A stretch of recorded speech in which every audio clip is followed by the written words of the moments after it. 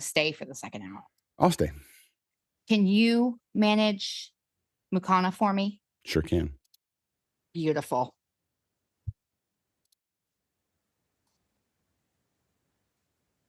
It's always being streamed. Wait, I was supposed to The radio app worked good for me yesterday after leaving the panel and driving to work. I listened on the way into work, and it's getting there. Yeah. Yeah, I think for the most part, I think that a couple people told me that when this is the thing to test is if you what do they do? I think if you get a phone call and you come back to it, the volume was turned down or something. It didn't turn back up again. I think that's the only thing I know of. I did a call for a call for tasks with Siri, and it came back okay. Okay.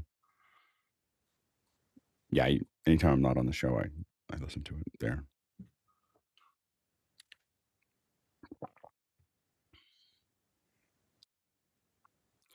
Yeah, I'm trying to figure out how to, like, once we start doing some of the dicing we're doing, the big thing is trying to figure out, like, how to put,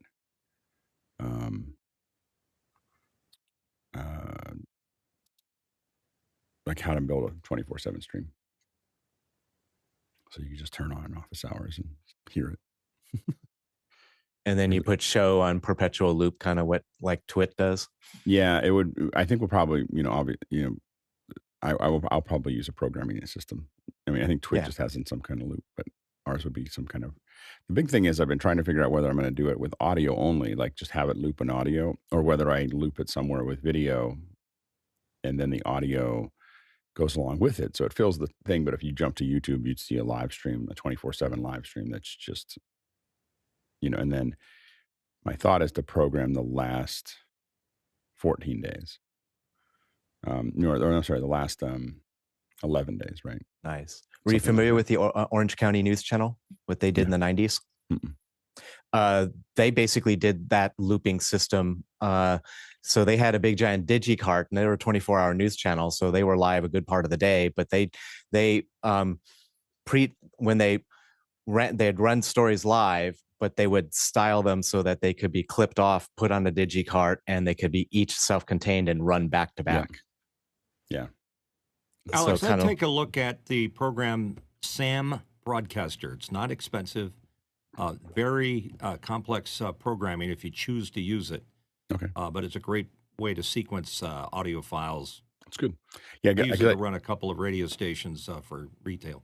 I think that the main thing I'm trying to figure out, I think I'm leaning towards video, just so we have a video, like we have a video playback system, which could be Softron makes a scheduler, and there's another company in Austria that makes a scheduler, and so I'm thinking about that, because then if you wanted to listen to it on the radio app, you'd hear it, but if you went over to the YouTube, there would just be a channel there all the time that you could just turn on if you wanted to, just like the tube.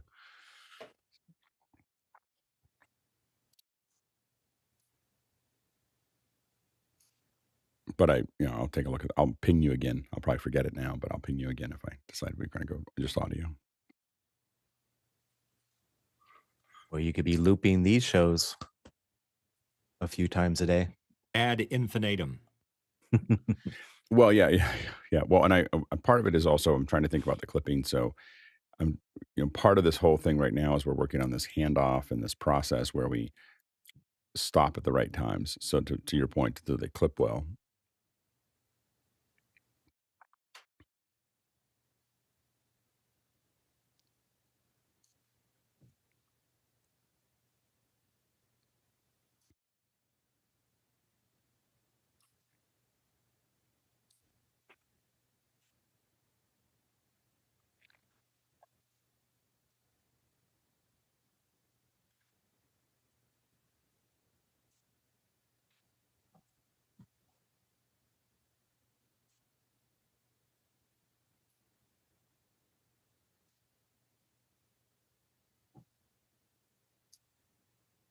Hi, everyone. Welcome to Office Hours. If you're watching on YouTube, you can find out more about what we do at officehours.global. Our first hour is general discussion, and our second hour is general discussion. Saturday. We're 2 hours of general discussion. So good day to ask questions, lots of them. So go ahead and throw those questions in, and let's go ahead and jump into those questions. Robert, what do we have? Thank you, Alex. We begin with John Preto. It appears that Verizon is pulling the plug on BlueJeans. Thoughts? Go ahead, Mitchell. Well, it's like the movie Highlander. There can only be one top one. And Zoom has certainly won that battle.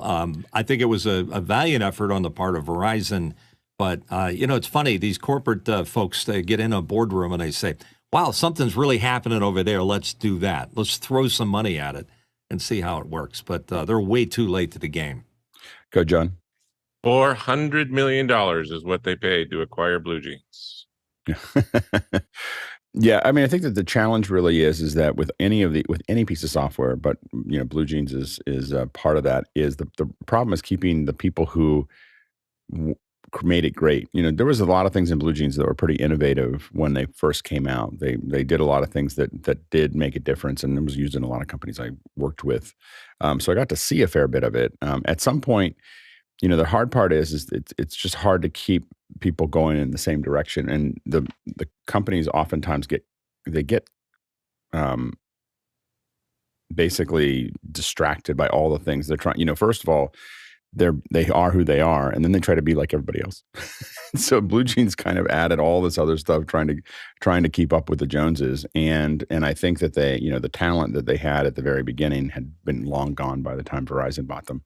And that's the other challenge is you always have, if you misappropriate high quality talent, basically what they do is leave, because they don't need to be there. They're not there for a paycheck. They're there to do something. And so I think that was really the challenge for BlueJeans is they had a pretty talented crew when they got off the ground, but by the time Verizon had bought them, most of those folks were somewhere else now. And so I think that then there was no movement, and when they needed it. When COVID hit, they didn't have anybody there that was really innovating. It was just a lot of business managers, and they just try to ride through it. And I don't think it worked very well for them. Next question. From Paul Wallace, Austin, Texas. After Hours has a growing community of ham radio operators. How can amateur radio etiquette and technology help facilitate communication in After Hours and on OH special events?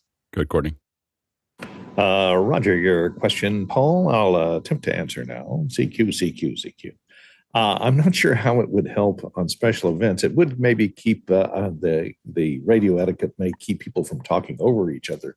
Here we have that under control through a host and calling for next question and calling through Mukana, lining up the people that will speak and the order in which they are speak. So it's all carefully handled here. Maybe in After Hours, it might be useful to observe, over and break if someone is talking too long or someone has something important they want to say, to be able to break in without interrupting, being too rude to interrupt.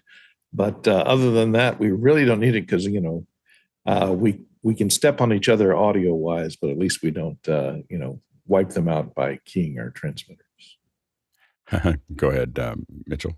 Like Courtney is exactly right. In fact, if I could, I'd put a 1,000-watt linear on my panelist position here so that I can blast everywhere. But the interesting thing about the cool thing about ham radio operators, it is a bit of a brotherhood and a sisterhood. And they require that you have a very deep understanding of the technology and the systems in place in order to attain your licenses. So in that regard, I think it's a good idea because everybody that's on as a ham radio operator knows what they're dealing with technically and also the proper etiquette that's going on. So we could borrow from that, I think, to apply that to anything. You go ahead, Laura. Yeah, I think we do pull a lot from this as our crew is on Unity, and we use a lot of the call and response type stuff over Unity. And I spend a lot more time in the crew than I do here on the panel. And it does keep us kind of disciplined, and learning that discipline was something when I started with the crew I had to actually do. Yeah, I don't know if it would cross over very well. I mean, I grew up in ham radio. I don't know if it would be. I mean, I think it's good and it has its own culture, but I think that the after hours culture, I don't know. When I jump on, it's fine. Like I don't find, but we'll yeah, we'd have to keep thinking about it. Next question. From Simon Ray, Midlands, United Kingdom. Are there any websites you've found that are particularly good at explaining technical or scientific principles in simple terms? And is there anything we might learn from them for our own presentations? I think that I would probably look at YouTube. I don't think I would look at necessarily websites to do that anymore. But I think YouTube has a lot of pretty strong, Veritasium, Tom Scott. There are the other. I mean, the quintessential one to look at is of course, and I've talked about it many times, is Connections, and that's not new. That's 1975, so it's like solid, almost 50 years old, and it is still the best scientific education ever made, and no close second. So go ahead, Mitchell. Yeah, I grew up with Mr. Wizard, if you remember him, explained everything in great detail and made it simple. And then moving on, Cosmos with the great Carl Sagan, with all those planets and galaxies ticking and purring in the cosmos. I think that's very instructional and very entertaining at the same time. And when you can do that with a website or a YouTube, makes it that much better. Go ahead, Courtney. I kind of like Joe Scott, Answers with Joe.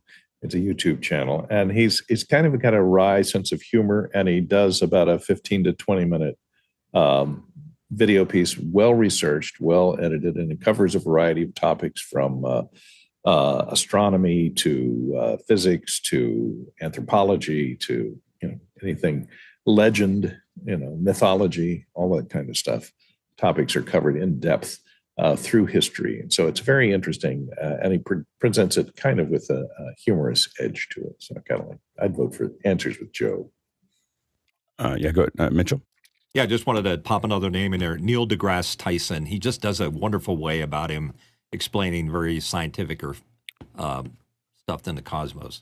Yeah, other ones that I've subscribed to a lot of these on YouTube. Branch Education is pretty good. So they have lots of how tech works, and you can see a lot of great animations and so on and so forth as they break them. Freya Homer, when it comes to they do mostly like Hal Bezier's work and stuff like that, and theirs is pretty good. The also 3 Blue 1 Brown for math, I think is a really good one. So those are some of the things that I would take a look at. There's just Micro, of course. So those are the ones that I would probably take a look at to think about how to do it. As far as what we can learn, I think that the main thing is I think that for scientific principles, I think that short videos are pretty effective, and I think that the one you want to think about is reference. What we want to think about is how to do it in a lot of different ways. So what you have is you want to have text that's reference. You might want to have long form that's audio that you can listen to it and have people philosophically talking about it and everything else, but you can walk around and do something.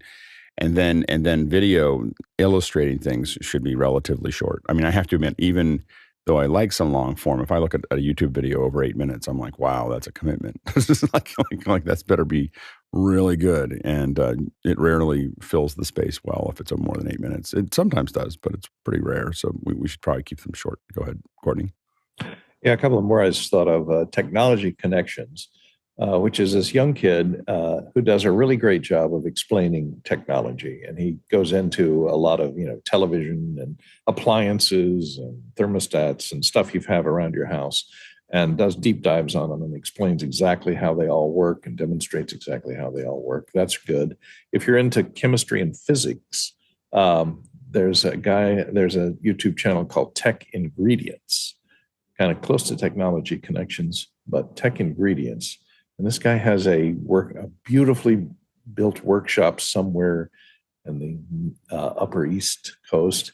And he does all kinds of crazy stuff, from building rocket engines to, building giant refrigeration units, and covers exactly how they work, and a lot of chemical stuff, building smoke bombs and not explosive stuff or not too dangerous stuff, but a lot of chemical stuff, and it gives all the ingredients and how to concoct them. So it's quite interesting if you're into chemistry and things that burn brightly and explode. I mean, and give off smoke. It's a great channel.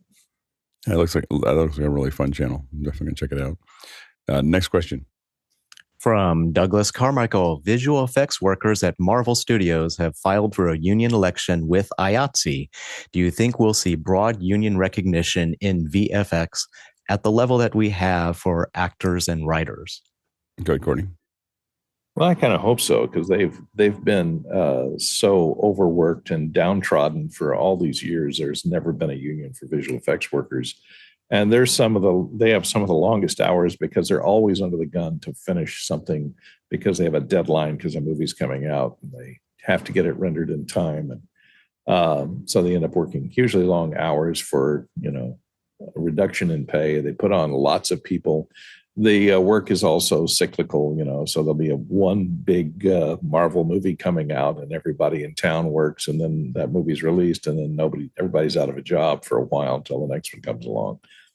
So maybe it'll spread. Marvel Studios a pretty big house as far as visual effects goes. If they could get Disney involved, that would be interesting, because they have a lot of animators over there. I don't know if they're members of the I'm not sure what the animation guild is, but since they're sitting in a big warehouse over in Glendale, I don't know if they're in the union.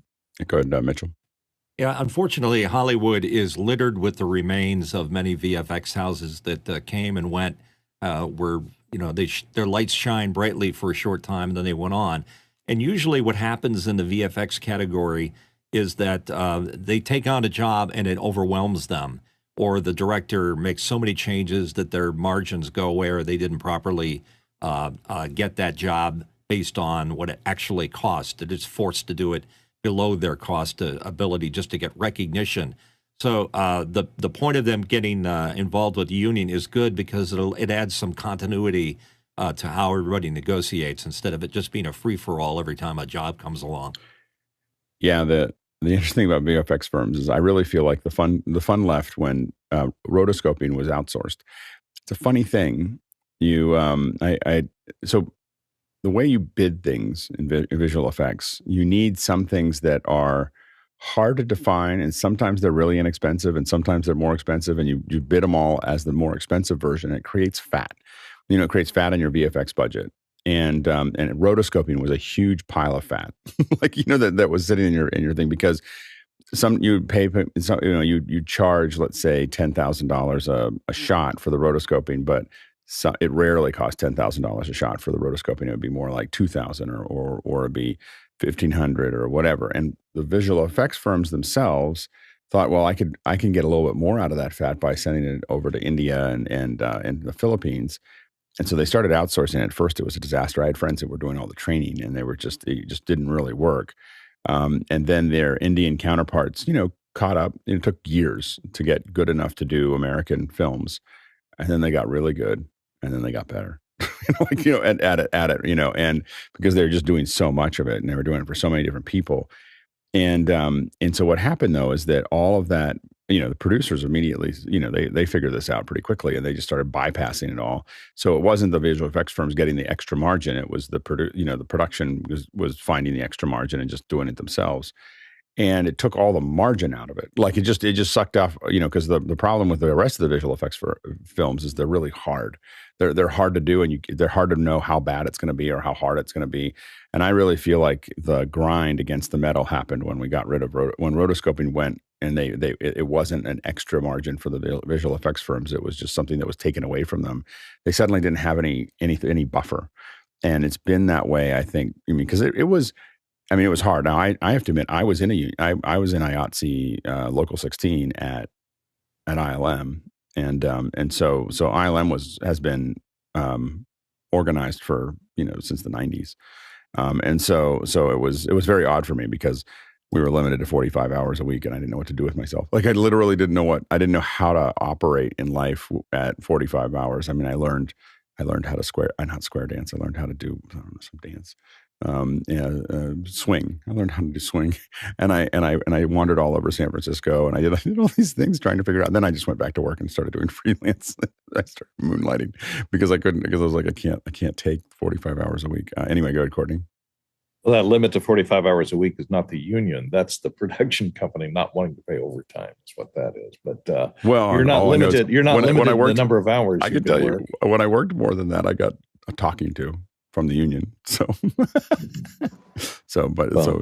well, that's what I say, because then they were billed as overtime hours. No, what I got in trouble for is not putting them on my card. I see. Oh, so I just it's even worse. Yeah, don't put them on your card. Yeah, then the union's going to talk to you. Yeah, they want you to bill all the hours you work. Yeah, I didn't. I just loved doing what I was doing, and what happened was all the things that my supervisor asked for was all billable, and all the things I wanted to add to the shot that I enjoyed was not billable because I felt like it was this is my shot. I'm working on Star Wars, and so I would sit there and I'd get caught at 8:00 at night working on some weird little ship in the background because I didn't like the way it moved or something like that. And what I learned very quickly is my shots would get finaled with or without, whether I thought that they were done or not. So that's when I started working extra hours, is because I was like, this is going to be Star Wars. And things were getting finaled that I didn't feel like they were done. so I was trying to make sure that they got done the way I wanted, so that I could be proud of my shots. That's all I cared about. Yeah, I did that a lot on Dexter with the graphics. I redid them to make them look better. But I was going to say, isn't rotoscoping, isn't a lot of stuff gone AI taken over and done a better job now than farming it out? And is AI going to take away a lot of what would be union background work, creative work from the visual effects? I don't know. The creative work is pretty hard. Like, I think it's going to take a long time for AI to take over that.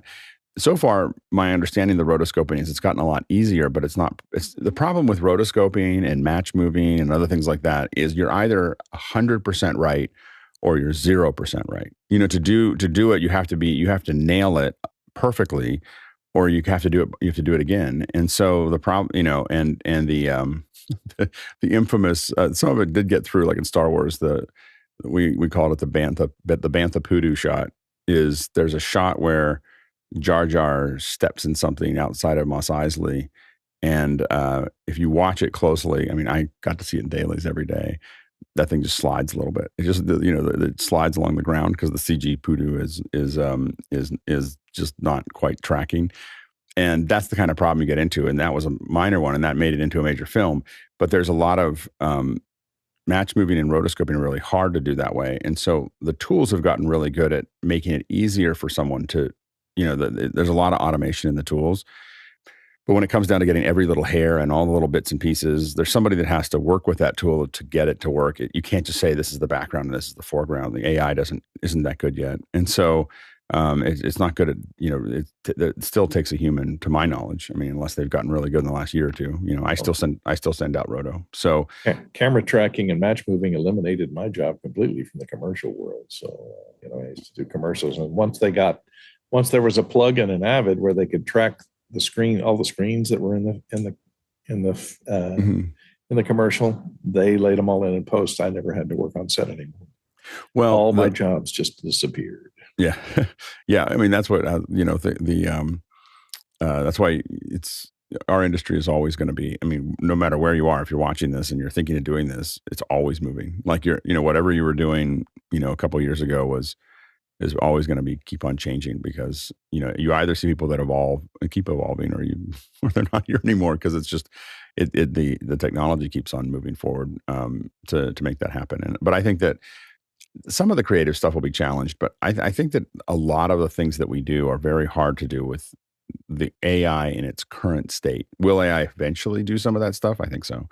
I think that people are going to be able to tell great stories that entertain people a lot with just AI in the next couple of years. I think that's going to happen. But at the fine tuning and level and revision and everything else that comes with major films, I think that's going to take time, to do this. As far as the VFX, by the way, I don't think that IATSE is organizing all the actual VFX workers. I think that it's a lot of the ancillary people around the VFX workers. That's my understanding of this contract. So it's a good press release, but when we dug into it a little deeper, a couple of my friends were thinking about it. I don't think that they're actually getting the artists yet. So, but this is the first step towards that. The challenge really is that it's easier to do with Marvel Studios because Marvel's trying to do all that stuff internally. It's harder to do with a small VFX firm because they'll just die. Like if they're the only ones organized, you have to organize the big ones first. So I think that IATSE is probably taking the right direction as far as how they do this, because otherwise you suddenly become non-competitive, and that's always the challenge. Next question. Paul Wallace from Austin, Texas writes, I am intrigued by the idea of office hours becoming a major force in trade show conference event coverage. But why just cover a few tech shows? Why wait? Go ahead, Mitchell. Paul, I'm not sure what your hurry is. We're doing what we do best, which is the iterative process of learning as we do each one of these shows. So I guess we're sort of an alpha beta category in terms of, if you were to think of it as software. And like the SIGGRAPH showed, a lot of improvements, a lot of areas, and we learn something every time we do it. And I guess we're ready to go full-on trade show business. That could be a separate thing all into itself. Go ahead, Laura. Unlike the Daily Show, our coverage of these trade shows is a lift. I mean, we have crew that is upside down. We change what we have as far as crew. And I think that being selective with an all-volunteer crew is very helpful and also a very wise solution. Yeah, I agree. I think that there's a lot of it is just pacing. We have a certain number of people that are interested in doing this right now, and we don't want to start, and it's as Laura said, it's a big lift, and we're still figuring it out. So we're doing it, and then there's we're licking our wounds and figuring out what happened and what worked and what didn't work and everything else, and then getting a little time in between to think about it. I do think that we could do it. As a business, I still don't think that as a pure business covering conferences would be a good business. I don't think it would. I think that. So, and I'm pretty. I look for businesses so to do. If I thought it was going to be a good business, I'd do it. But I don't think it is. I think that the way we're covering it, especially, is something that is way over the top for anybody else doing it. But it would be really expensive if we weren't volunteering to do it because it made a difference for us and because we were enjoying it and because we were learning something. So I don't see a business model here that would be sustainable. You could do a basic version of what we do, but then that wouldn't be any fun. so anyway, but I think that it is an incredible service to our members. I think it's a real service to the world, and I think we learn a lot about production. So what we're learning about when we do these is I know I learn a lot about production when we do these. So I'm figuring out, I'm go in and out of production, and for me, these are a way to keep sharp. How do I, I'm slowly building this really ultimate rig, so between now, we have a pretty good rig set up that we figured out there. And one of the things I'm going to be working on is all the rigging for the wireless, all of the cabling. So I'm going to recable everything, and I'm going to have cables made, custom cables that are made at just the right length, so that they all kind of build into that process. And so, and then we're going to kind of figure out the array of where we put wireless and all the other things. And so those are the kind of things that we're going to be working on to really take it to the next level. And we're barely getting started. Like what we've done so far is good, but my goal is really to get. And again, I look at it as a community effort. I get to meet Robert and Cassie and Raj and Pete. I got to see, got to work with Peter. And so we have all these folks that are coming in that I get to meet. That we get to see, they get to work together, they get to meet each other. And the IBC team is I was going to go to IBC. Unfortunately, I have a show that got stuck in the middle of it. I think that it's a great socialization for us to have people that are in the region or willing to go into the region, kind of work with each other. So as a team building process, as a learning process, especially when we dump what we learned back into the system, I think it's really valuable for our organization. And but the lift is heavy. It's not just the people. I'm pulling all kinds of favors and strings and making deals and everything else to get us the equipment that we need, and trying to figure out like how do we get a lot of the equipment that we have there is not ours. So Electrosonic gives us the wireless. LiveView is lending us the backpack. We got the Teradex, and so we don't even own all that equipment. And so we're very appreciative, of the support that we get for that process. And then, so I think that there may be somewhere in the future where we do more of these. I think that right now we're trying to go at a pace of about an average of about one every 6 weeks. So that's just so like that's the pace I feel like is sustainable. So we have IBC coming up. That team, Richard's managing that team. We have New York which is not, only 6 weeks later. We have New York there. And then a little longer than 6 weeks, we have, we may try to put something into the November, December, but right now we have CES, which I think we'll probably try to go to for CES. And then we have NAMM. And then we have, and by the way, it was outlined to me that AES is right after NAB this year. So we may try to cover both of those. For some reason, I thought it was a different month. But the two of them are together, so we may still try to cover that together. Maybe anyway. So and then we have NAMM, which has gotten moved back to a sane time, in like I think February, and then NAB comes after that. So we have kind of a pace of things that we're working on, and I think every time we're getting a little bit better and a little bit more refined.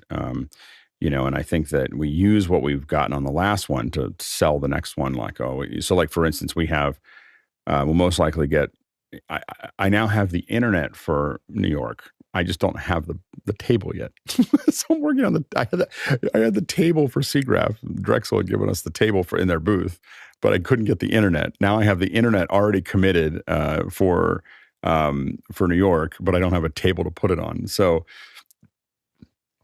we'll slowly get this worked out.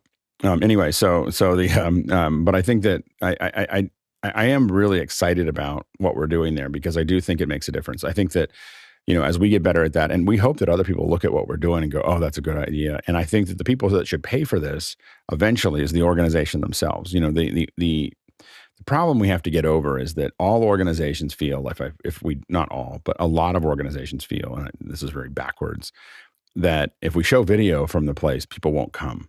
Like they won't come to the event if we show video. And I'm kind of like, oh, you're crazy. Like I tell them flat out, like that's crazy talk. Like that, I said that in a meeting like 2 days ago. I was like, it is when you show video, people want to go. Like they see it, they're not going to get the same experience of being there. It's like looking at a steak, or something really good. Like they want the thing. They don't want it. It's not like they, so I think that. The organizations putting these on could pay for these, and then maybe it's a business model that we could do. But as a news organization, we could not make this a business model. As a service to a company, we could probably as the organizer. And I used to do these. I mean, I used to do coverage. We used to do a lot of stuff for Salesforce, and we would cover their events with cameras, and that was just part of what our crew did. So organizations could do this. People organizing their own thing could build video coverage. And that might make sense, but I think that it would have to be that you'd be selling it to the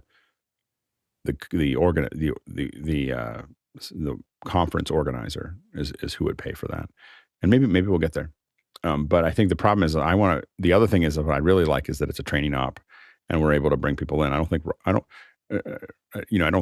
Robert doesn't do a ton of camera work, and he did a great job, and the thing is that the thing is that's what I love, and Robert even told me, he's like, I don't do a lot of this, and I was just like, go for it, like let's do this, and I love the idea that we can take on roles that we don't normally take on, and we can take on the things that we're not as comfortable with, and still just learn how to do it, and the best way to learn is to do it, and so.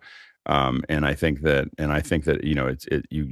what it takes is the commitment and the focus to just jump into it and work with it. And that's what everybody of the team last week did. They just, I was putting them in positions that they hadn't done before, or a lot of them, and they just crushed it. And I love learning that way, and I love teaching that way. It's just throw people into the deep end and just keep on telling them, move your left arm more or you'll drown.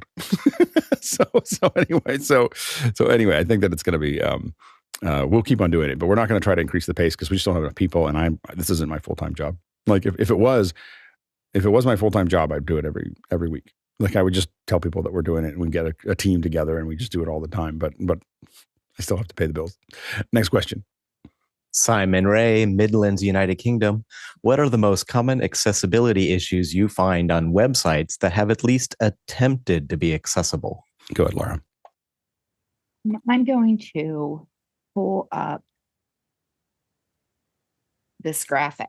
This is from the WebAIM's 1 million homepage survey. And in my experience, this is absolutely true. You can see they've done it like every year since 2019, and things are getting better.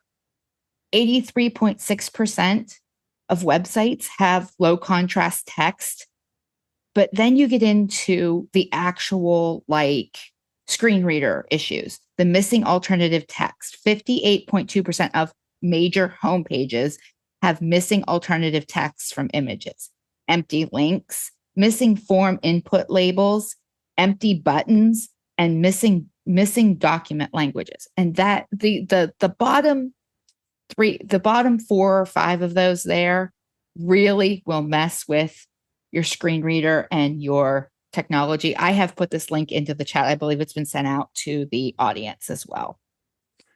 Next question. From Douglas Carmichael, would there be any modern mobile app that is similar or as frictionless as the Nextel Push-to-Talk feature of old?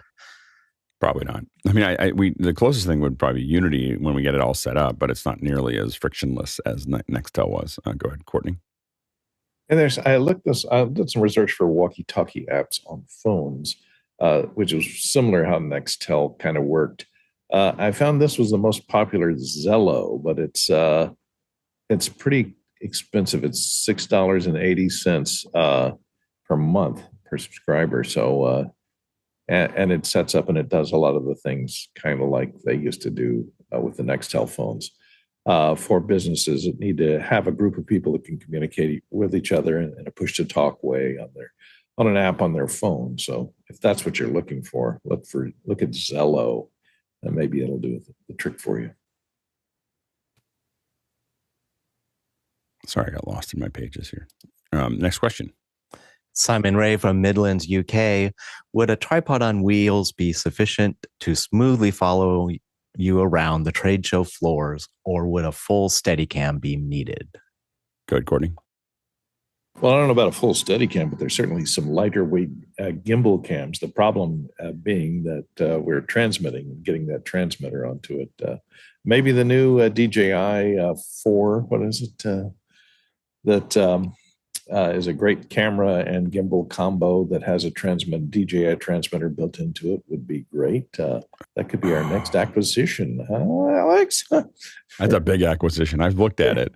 I thought, oh, that'd be a great acquisition. I think we'd have to do a fundraiser for that one. I will sell cookies. We'll sell Pixelcore cookies to get that one. But as far as wheels go, most of the wheel spreaders that I have some out there, the diameter of the wheels are only about 3 inches or 4 inches at most. And it depends on the trade show. Some trade shows, have different carpets. Carpeted somewhere not carpeted. They have cable covers that go across aisles, and so you'd have to go up and over those. So it may not be very smooth rolling around. You may have to pick it up and carry it over a couple of thresholds between different carpet layers. A lot of booths like to put extra padding on their carpets so that their booth hosts aren't worn out by the end of the day by standing on the concrete. And so it'd be a little bit problematic. Steadicam would be easier, but a way to you could have somebody with a rolling tripod follow the Steadicam or the gimbal person around and give them a place to hang it once they reach their location, so they can take the weight off their shoulders. But that's one way. Yeah, the one that I have thought of that people do use, but I think it might be a little over the top, but I might still do it anyway, is Segway. So we've seen people use segways. They attach the Steadicam to the Segway, or they stand on it, and so you get Steadicam arm sitting on top of the Segway. Most of the time, I think that they have it not attached, but they have it the Steadicam operator on a Segway. But I think that would be, of course, biffing it in the Segway would be not a great thing. So I think that would be the only challenge. But I have seen that used in film production, and it's worked pretty well.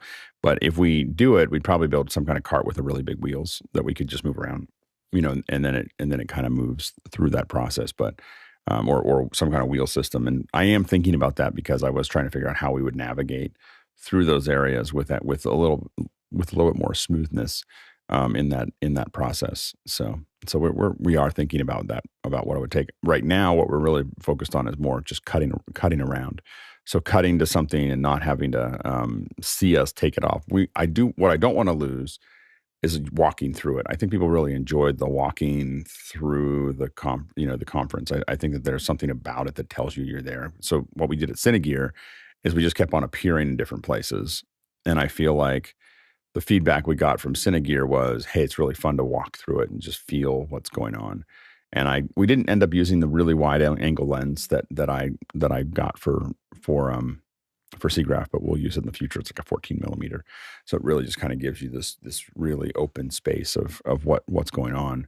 And so I think having cameras like that would be, and really getting to see it would be a lot of fun. Go ahead, Robert. While we're on this tangent, I'd be a little concerned about an ultra wide lens, because then your B camera, which I was, would have a challenge staying out of your shot, trying to get to the, to see the elements inside each booth.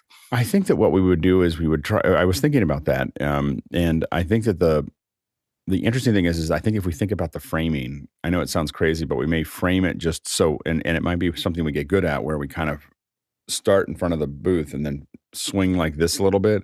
So you're still seeing the booth, but you're seeing a lot of background. One thing we're not paying attention to a lot right now is we're just trying to survive. But there's this artwork that I think we could kind of build, in a frame where we know we're going to come into this booth, and then we're going to we just get into the habit of swinging to the side, so that our close-up camera can swing into it. And I think that there's kind of a dozy-to-do that we can figure out there that allows it. But I do think that the really wide lens gives you the sense of being there. And I think that combined with, eventually what I'm going to want to do is try to stream 180,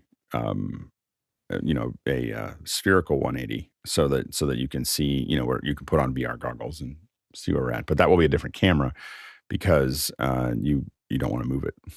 People won't want to move it. Yeah, go ahead, Mitchell. I was thinking, with the Sony cameras you were using, can't you engage the image stabilization to get almost a Steadicam-like shot? Kind of. It's still not a lot lighter replacement. Yeah. I mean, light isn't the only thing I'm worried about. So yeah, but I think I think that we do. I think that there is this little mini studio in a kind of more tank-like.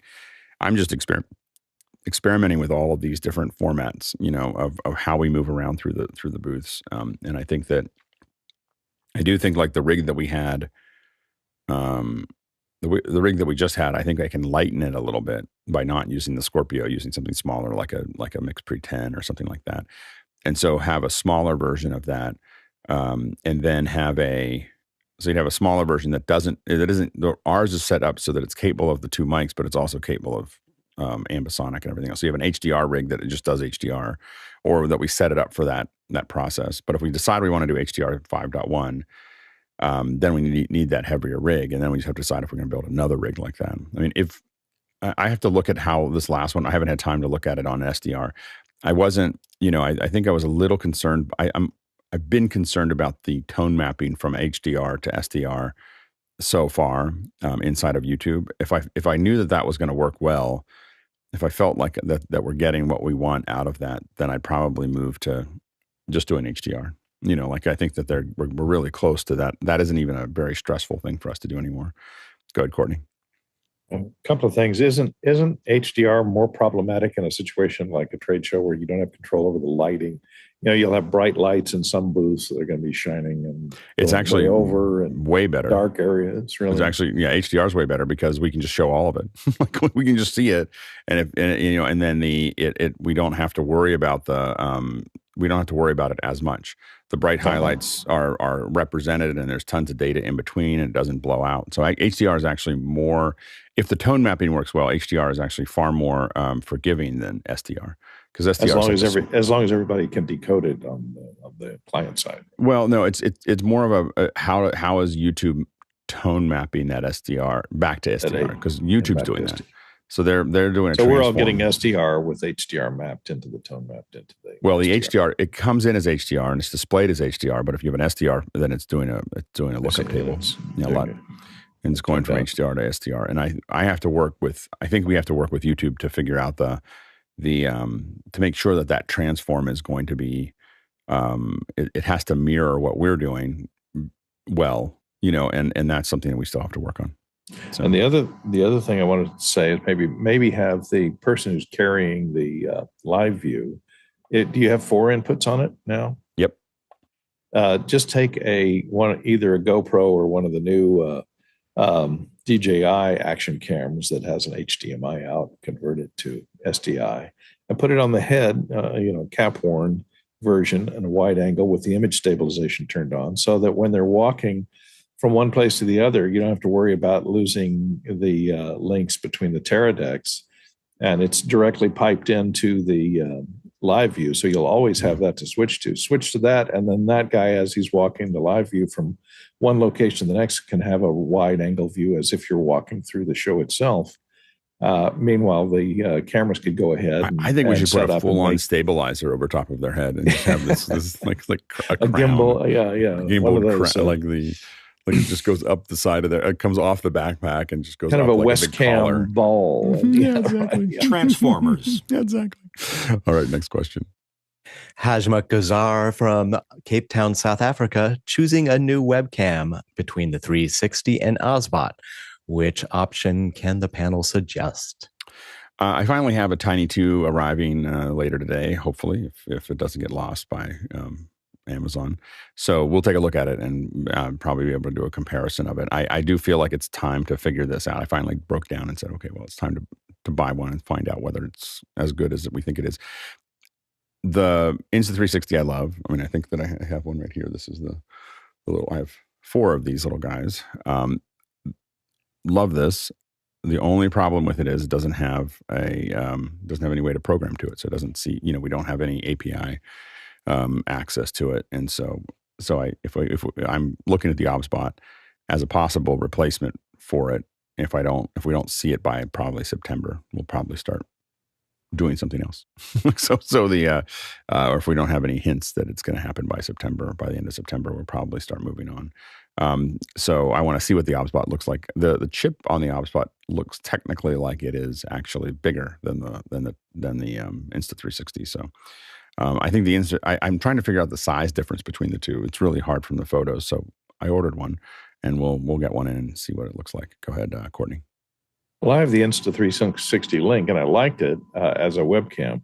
But in this situation for office hours, I'm always using my ATEM because I like to switch back and forth and show stuff, which you can't do with the Insta360 because it's USB-C only, USB video only. So it has no HDMI out. So I know there's an adapter that you can go from USB to HDMI, but it costs more than the Insta360 does. Well, and we still haven't seen it take control, like be able to pass control. So you get, it's just a webcam when it goes through, and so yeah. So I don't know if it's been it just hasn't been successful to get control and HDMI out. I'm looking at it as kind of an all web solution for a couple other things I'm working on. So it's not that big of a deal. But I would pay extra. Like I would definitely pay for a larger chip, like a 1-inch. I would love to see a 1-inch chip in one of these cameras that has not a super wide field of view, like so no more than 60 degrees, and with a 1-inch chip and then an HDMI and USB control. That'd be a camera that people could sell a lot of. But we just haven't. There are other cameras that do the USB and HDMI, but they're just single frame. And once you start using a gimbal, once you have a gimbal on a webcam, it's like not, you stop thinking about the other cameras. Well, with a 1-inch sensor, it's going to be substantially larger than the gimbal and everything else. The camera is going to be more like a box cam than that little teeny thing. Well, I don't even know how big the Tiny is. I mean, the Tiny has got a bigger chip in it, so it looks much big. It'll be interesting to see it today because on Amazon it looks much bigger than the Insta 360. So we'll compare those. We'll probably talk about them a little bit on Sunday and then see where we go from there. Next question. From a Barrera in Georgia, I recently bought a Mac Mini for editing while traveling, but I noticed it cost $2,000 and noticed a Mac Studio Basic is $2,000. Would it be better to get the Mac Studio or am I good with the Mac Mini? I think that I think you're probably fine with the Mac Mini. What you're really getting, if you're getting it for editing, I don't think you're going to see it. I'm assuming for 2K, you got a Mac Mini Pro. And I think that the only thing that you may have is that it'll heat up more than the Studio. The Studio's got half of the Studio as a fan. And so the Studio that I got, I think set me back about $3,000, not $2,000. So I got a little bit more to it.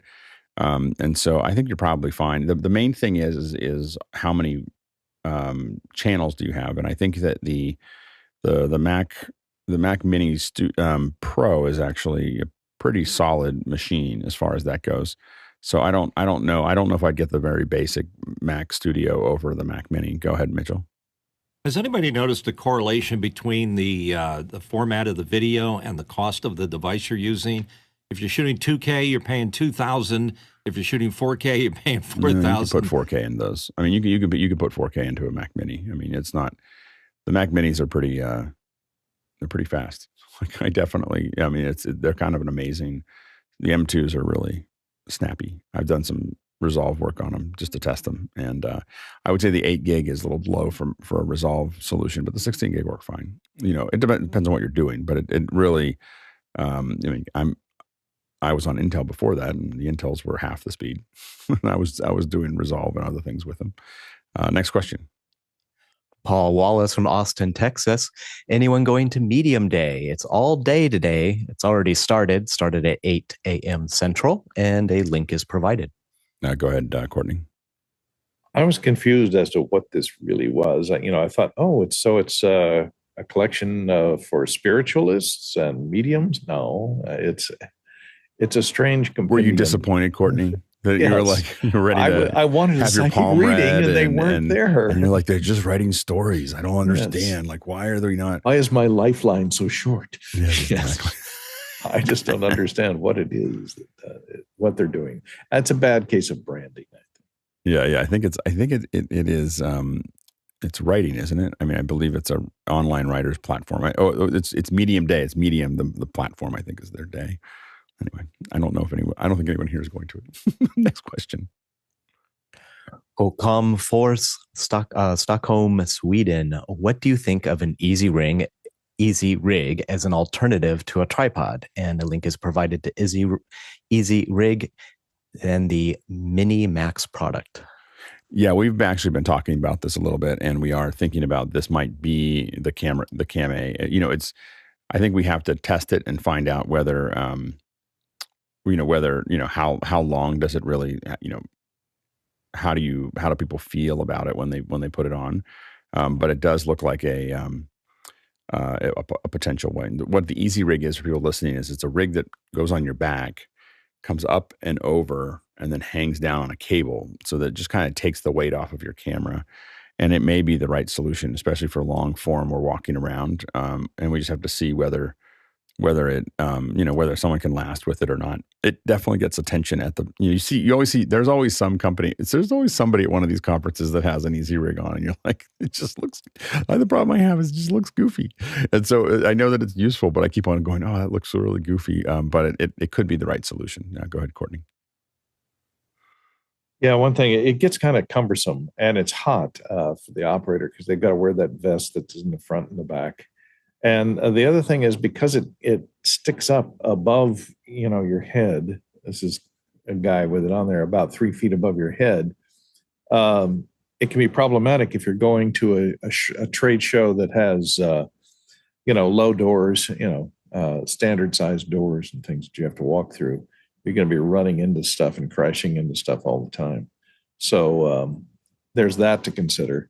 And plus, since it's on your backpack, it's on your back. I don't know if you'd be able to carry around a live view or anything else on your back for transmitter or for the Teradek or any of the ancillary stuff that you need to carry around. And we've already taken that away. I mean, we've already pulled that away from the camera operators, so it shouldn't be too much. So they still have to have a transmitter, though, on the cameras. Yeah, but you could put transmitter. I'm sure we could find a way to put a transmitter on the EasyRig. And the battery for it, a feed for the. I feel bullish about that. It's mostly getting over the fact that it looks funny, but anyway, we'll see. Next question. Todd Weezer from Fort Walton Beach, Florida asks, I need to move AR/VR based training across development platforms. Anyone know of any formats or pipelines to pass AR/VR interactivity activity sequences across development platforms such as Unity or Unreal, not just models, rigging, or textures? Of course, the USD is going to be probably the thing that you're going to end up using. I don't know if it's supported by all of these just yet. And then it's just a matter of figuring out exactly what interactivity you need to pass between it. So is it button pushes? Is it human movement? Those things can be streamed. So while there's built-in tools, Unreal has a lot of built-in tools. There are formats that you're just moving. I mean, a lot of times when you're talking about interactivity, you're just streaming text. It's telemetry data that you're sending out. So it's just a matter of something repeating it and sending it to two different places. I'm assuming you're trying to send it to two different platforms at the same time.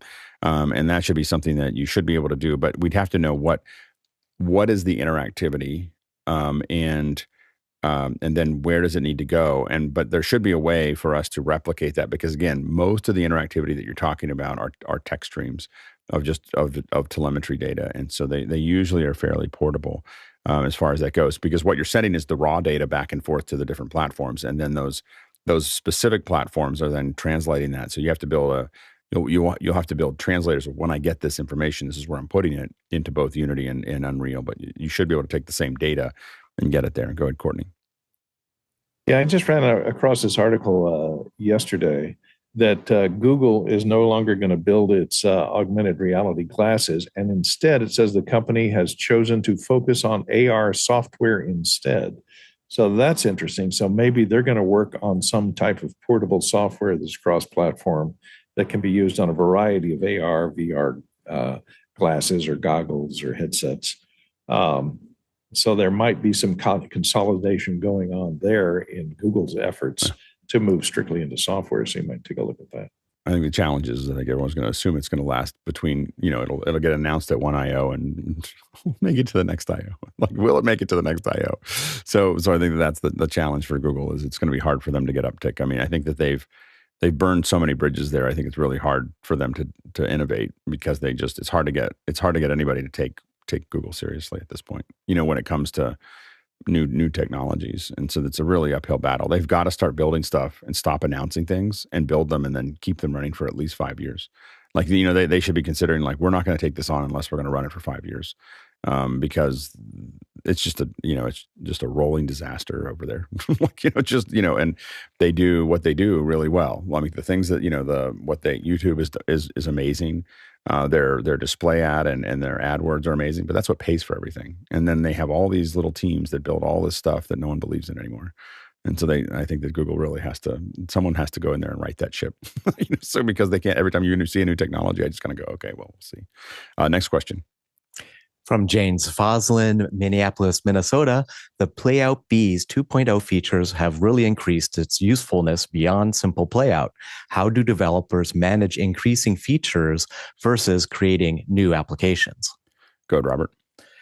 For my part, I really enjoyed the presentation the other day with Playoutbee and Jonas, and I love that how it's getting better and better as a EVS operator for play out and record. I love the features are getting closer to what the EVS does. And for addressing that, making new apps, I say that you can maybe take all the additional features and you allow it to be in more producer mode or play out operator mode. And maybe you have different modes so that you can make the apps be a little more safer for a producer to use so they don't hit buttons and kick a clip off the air. And then add some more features that a power user can hit the unlock button and be able to scrub a timeline and randomly access clips with time code and do a little more sophisticated features with, and a more skilled operator will be able to hop around and not fear of, making a mistake on the air. Go ahead, Courtney. Yeah, he's added a whole lot of features that are really useful. Scrubbing is the next thing he really needs to add to be able to set in points and out points on the fly, and with a separate non-broadcast window, a small monitor window that you can use for finding your in points and out points. That would be handy, or to preview what's going to happen when one clip plays into the next clip and so on. So that's really handy. His subscription model is always a thing to worry about when you have a piece of software like this, is how if you're going to add a lot of improvements to it, and he's doing a one-time subscription, a one-time purchase, you buy the software, license the software for a machine or 3 machines, and then you just use it as long as you want, or as many times as you want, or as over any months that you want, until he upgrades it. And upgrades are free, I think, for the first year. So any small incremental upgrades are pretty free. But then you've got to decide as the publisher whether or not you're going to charge full price for a major upgrade, so that everybody that has your software right now is going to pay the full boat again to go for the next version. And that's a tough upgrade. I know, software used to be, they used to offer, existing owners a 50% discount on an upgrade to the next version. That's a cool way to keep them in the fold. But now everybody is tending to move to subscription. That way they don't have to worry about increasing features every year. They can coast along on the same old product they wrote 10 years ago and just add a few little bells and whistles just to keep people happy that it's being updated and the security's been updated. And they'll keep renewing their subscription, and it's a continuous continuous stream of income with a monthly subscription format. Next question. From Craig McFarland, Boston, Massachusetts. Thinking about the impacts of writers' strike continuing for months, is there an opportunity viewers will drift beyond watching back catalog shows and movies to web services or live content? Go ahead, Mitchell. Yeah, it's interesting. Back in the early aughts, reality TV was having quite the explosion of shows, and it's sort of since fallen off. I think with the strike going on, the reality shows might come back because they're easily implemented. There's no writing involved. It's all live coverage and editing and such. They got to come up with different titles than some of the weird titles they have for some of the shows. But other than that, it's going to be a drought of major motion pictures starting next year. Might continue for a few years. Good, Courtney. Yeah, besides the major motion pictures, if you're looking at television, a lot of people are fleeing to YouTube just as their primary viewing, to entertain themselves for, an hour, 2 hours after dinner before they go to bed. It's, surfing through YouTube and see what's new and what's posted in your favorite channels, et cetera. Since there's no new dramatic shows that are coming out now, almost all the networks are now in reruns on everything. They've run out of all new shows so far, and they're probably not going to have any new ones till next year. So we'll see how that goes. And if this causes a permanent exodus from broadcast television to streaming full-time from YouTube or Vimeo or Facebook or wherever you're getting your content that's created by individuals, influencers, or like we were talking earlier, the tech explainers, things like that, educational. Yeah. I think that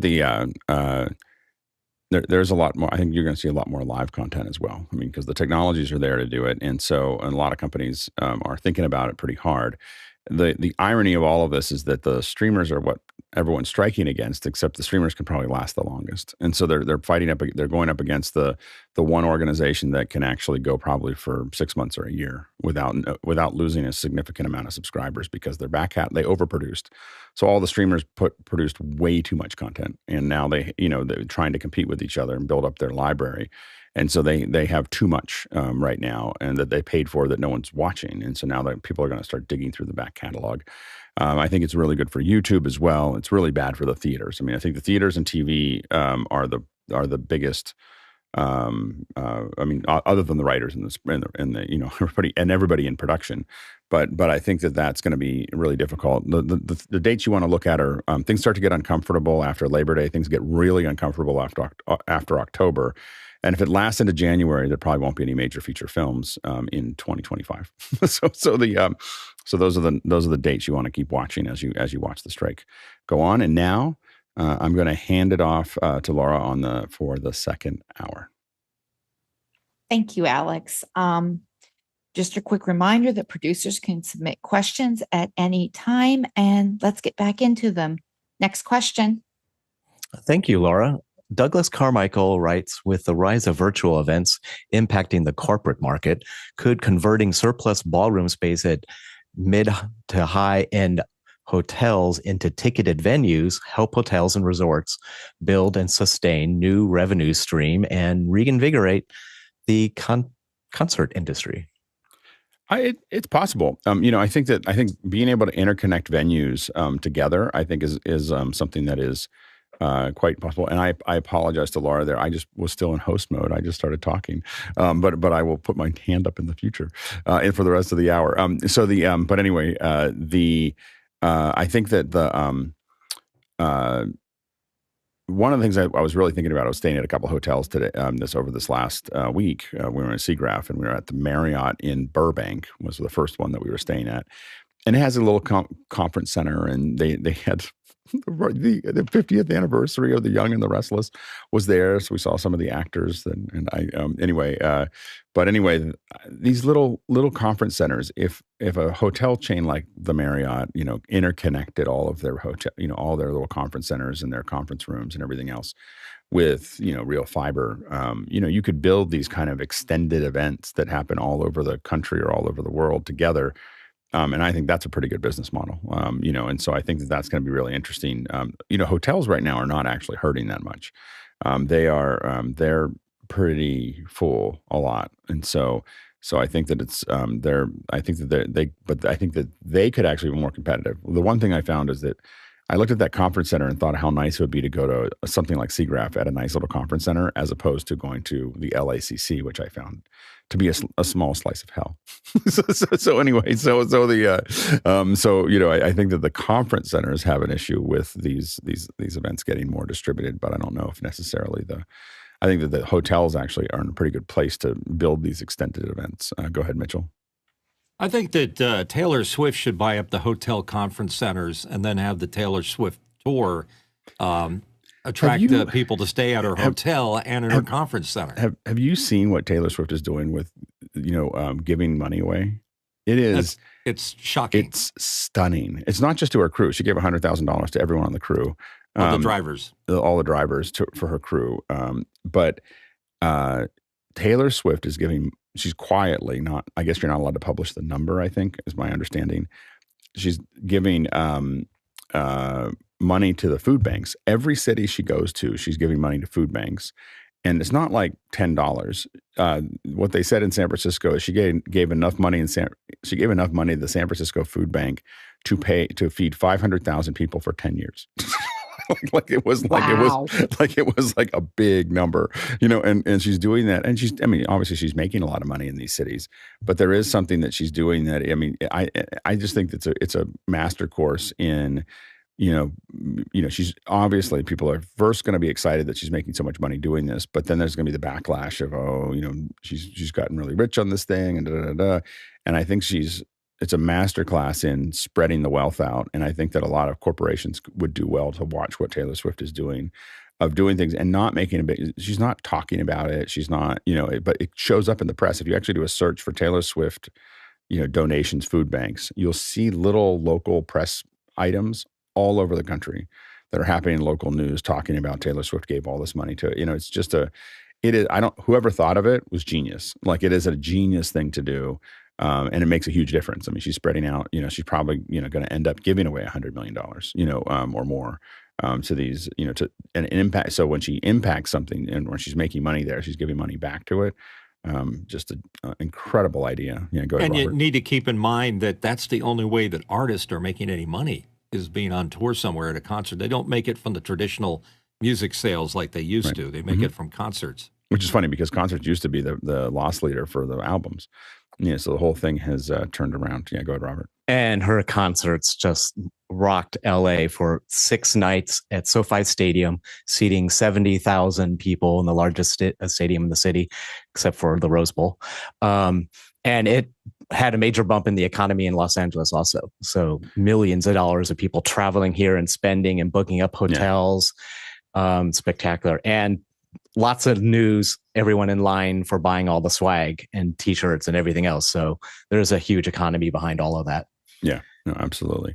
There's not that many bands left that can do, not many artists left that can do that kind of, I don't know if there's anybody left that could do that kind. It's partially I think that the age bracket that she's attracting is also determined. So I think that's, they're determined and their parents are just trying to hang on, so anyway, so I think that's the case. We had a babysitter at one time that was really into Taylor Swift, and the only reason she did babysitting was so she could make money to buy Taylor Swift tickets, because she would see Taylor Swift at every show in California. This is years ago. I don't know if she still does that. She's probably, but anyway, it's intense. I've heard the concert itself. I didn't get to see it, but I've heard it's quite a spectacle. Like it's they spared no expense. So next question from Talag Lopez. That's Laura. I'm see this is hard. I've never handed off wait the second for the hour proper before. cue. We'll wait for the proper cue. Go ahead. Next question. From Talag Lopez Waterman in Galisteo, New Mexico. Could you do some HDR live stream tests of the sunset? I would love to look at that and the YouTube tone mapping as an experiment. Alex? Yeah, we'll do that next week. I can do it in the sun. The sunrise is actually a little bit easier. So we might do that, and it's more interesting in the sense that I have a lot of birds that are making a lot of noise in the morning, which would be kind of fun from an ambisonic perspective. So yeah, we'll work on that. Maybe get it as early as next week. That could be really cool. Yeah, absolutely. Next question. From Paul Wallace, Austin, Texas. Stellar has many versions of mic that 2 office panelists use, Courtney and Alex, I believe. What is the recommended model and what configuration is best? Shock mount, boom, preamp, etc. Courtney? Well, I'm using the Stellar X2, as we all know. And the nice thing is it comes with a great shock mount. It comes with a little carrying case, a zippered case, and a pop filter, which I'm using all of. And I'm just using one of the cheap, $13 boom arms, because the good shock mount that they have on that comes with the Stellar X2 pretty much keeps a lot of the noise out. I do have to have some little pieces of foam on the springs of the cheap shock mount arm so that you don't hear very much of the thump, thump, the bong, the long decay of those springs if you bump them. The X3 is a similar size diaphragm from Stellar. I don't necessarily recommend it because the only thing it really adds to you, it has different patterns. I think it's still cardioid, but it has a low frequency roll off, which I don't want to do, and a minus 10 dB pad. And since my, I don't have to worry about having too much gain for the preamp that I'm using. I'm using a Rodecaster Pro 2, which seems to have significant gain for it to go out. And besides, I'm using it in a noisy environment with and letting Zoom manage the noise cancellation right now. So it's not really taking advantage of the low noise floor of the microphone itself because Zoom is cutting a lot of that noise out. So the X2 works fine. It's $199 at Amazon, and it comes with all those accessories included and free shipping if you're on Prime. Go ahead, Alex. Yeah, I think one of the challenges is that if you're in a louder environment or in a hard environment, the Stellar X2 can be a little bit of a challenge. I mean, I think that in my room, until I put all my blankets up, there was no way to use this mic. It's just way too, I like it, but you just need to know that you need to be in a soft environment and probably a quieter environment, because it's really sensitive to everything. So you get a lot of resonance, you get a lot of bits and pieces that sound really nice, but you do have to know that outside of the right environment, you probably lose most of that benefit, in the actual process if you don't treat the room to take care of the mic. Alex, if you were to go back to another mic of the ones you've previously used, would the Heil PR40 be where you'd go back to if you needed more off-axis rejection and whatnot? Yeah, I mean, I think that the Heil PR40 is probably the Heil PR40's got a great off-axis rejection, and I think that it works really well. I'm trying to think of other ones that I've used. Yeah, I don't feel like there's a huge difference from sensitivity for the TLM 102, which is what I also have.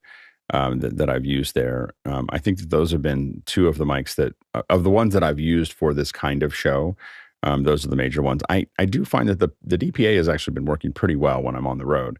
So, I'm tempted to play with the DPA for meetings, because this oftentimes feels like a big heavy thing in a meeting. So I've been thinking about having my little headset, my little DPA. I did find that the sibilance on the Countryman was a little high.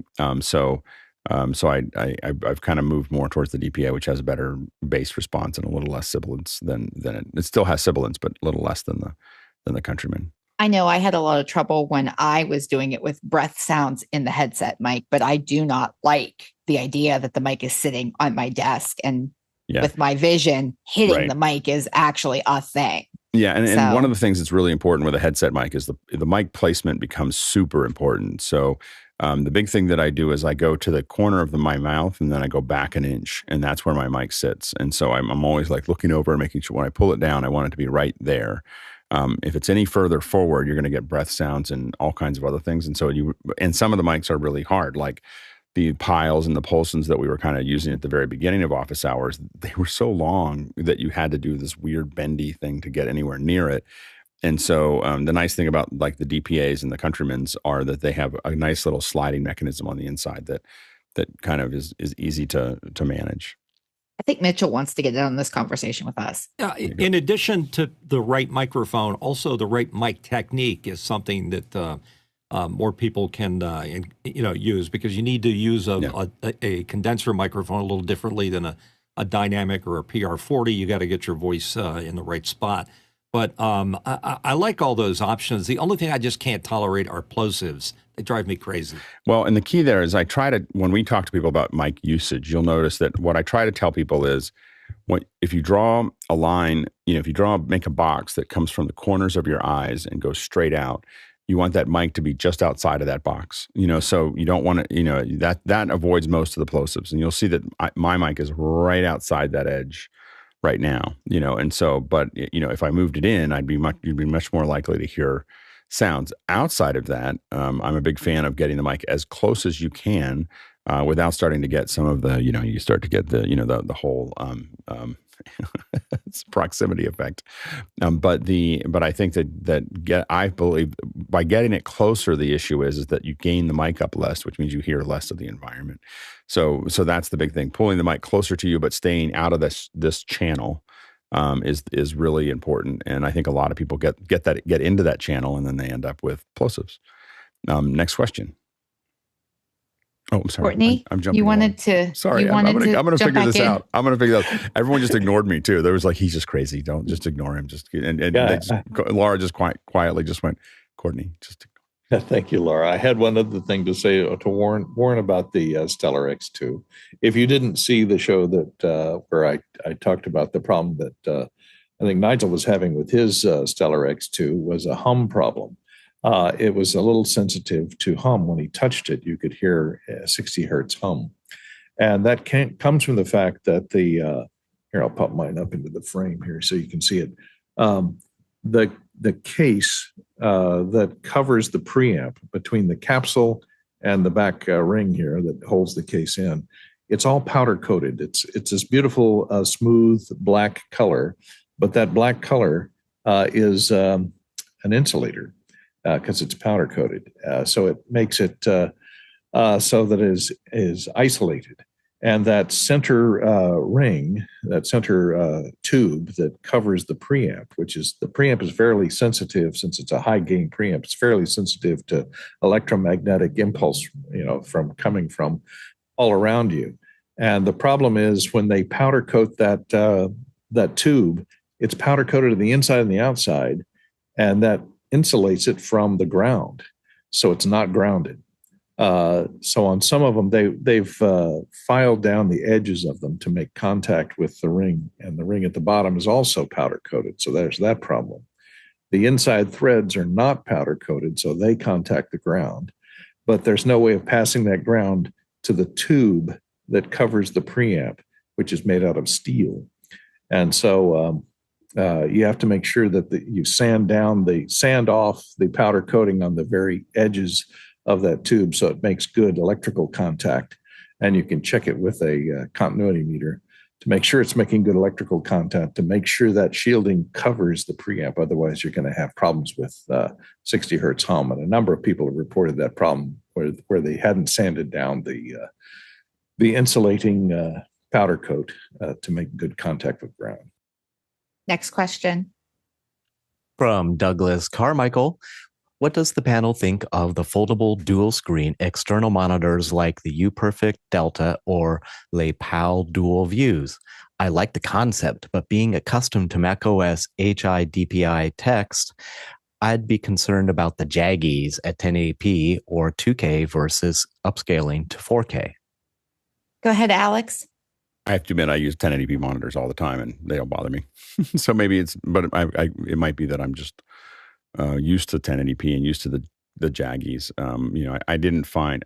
I think what I look at looks totally fine, so I wouldn't worry about it too much. It does look like the folding monitor looks actually kind of cool. So it looks like for travel and being able to just have something in your backpack that you can pull out and get two monitors instead of one monitor. It's kind of interesting. So we'll see how that goes. Next question. From Jack Rubel, Breckenridge, Colorado, nerves can be 5-dimensional spatial location, viewing direction, neural network, output color, output density. Can you comment on NERFs or to NERF's potential? Go ahead, Alex. Sorry. Go ahead. The nerfs, I think that the looking at nerfs now versus nerfs potential, I think a lot of us are really excited about where nerfs are going.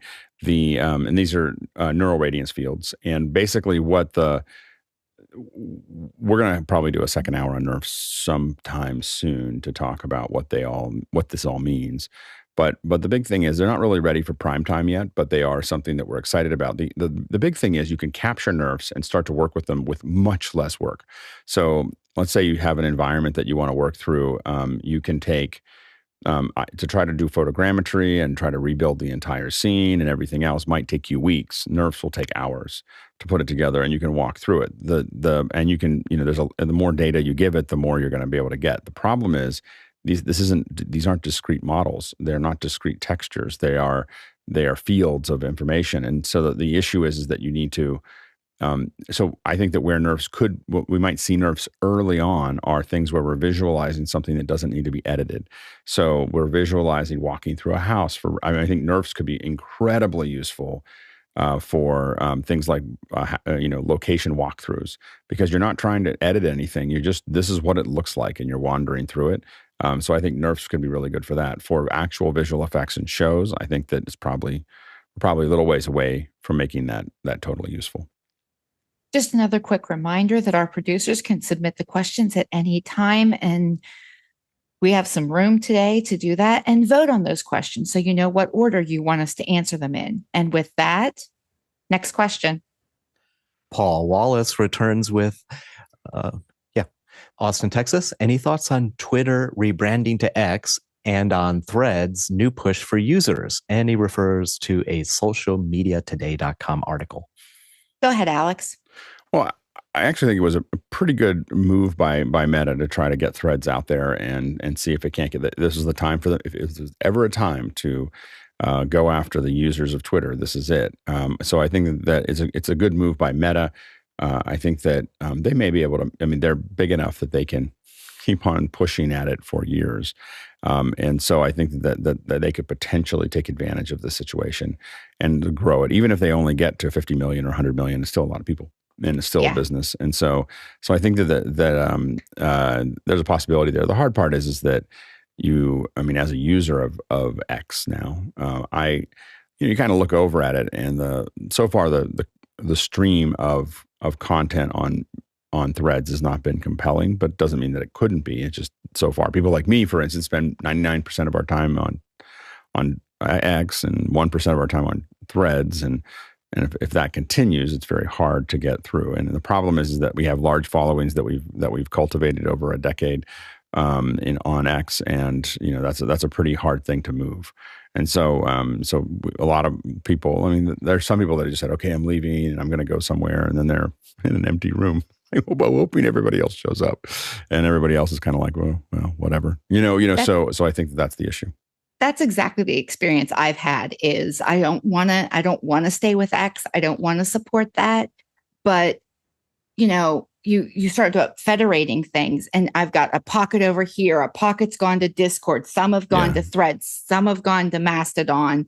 And it's like, I don't want to be opening 5, 6, 7 apps to get what I can get on the app formerly known as Twitter.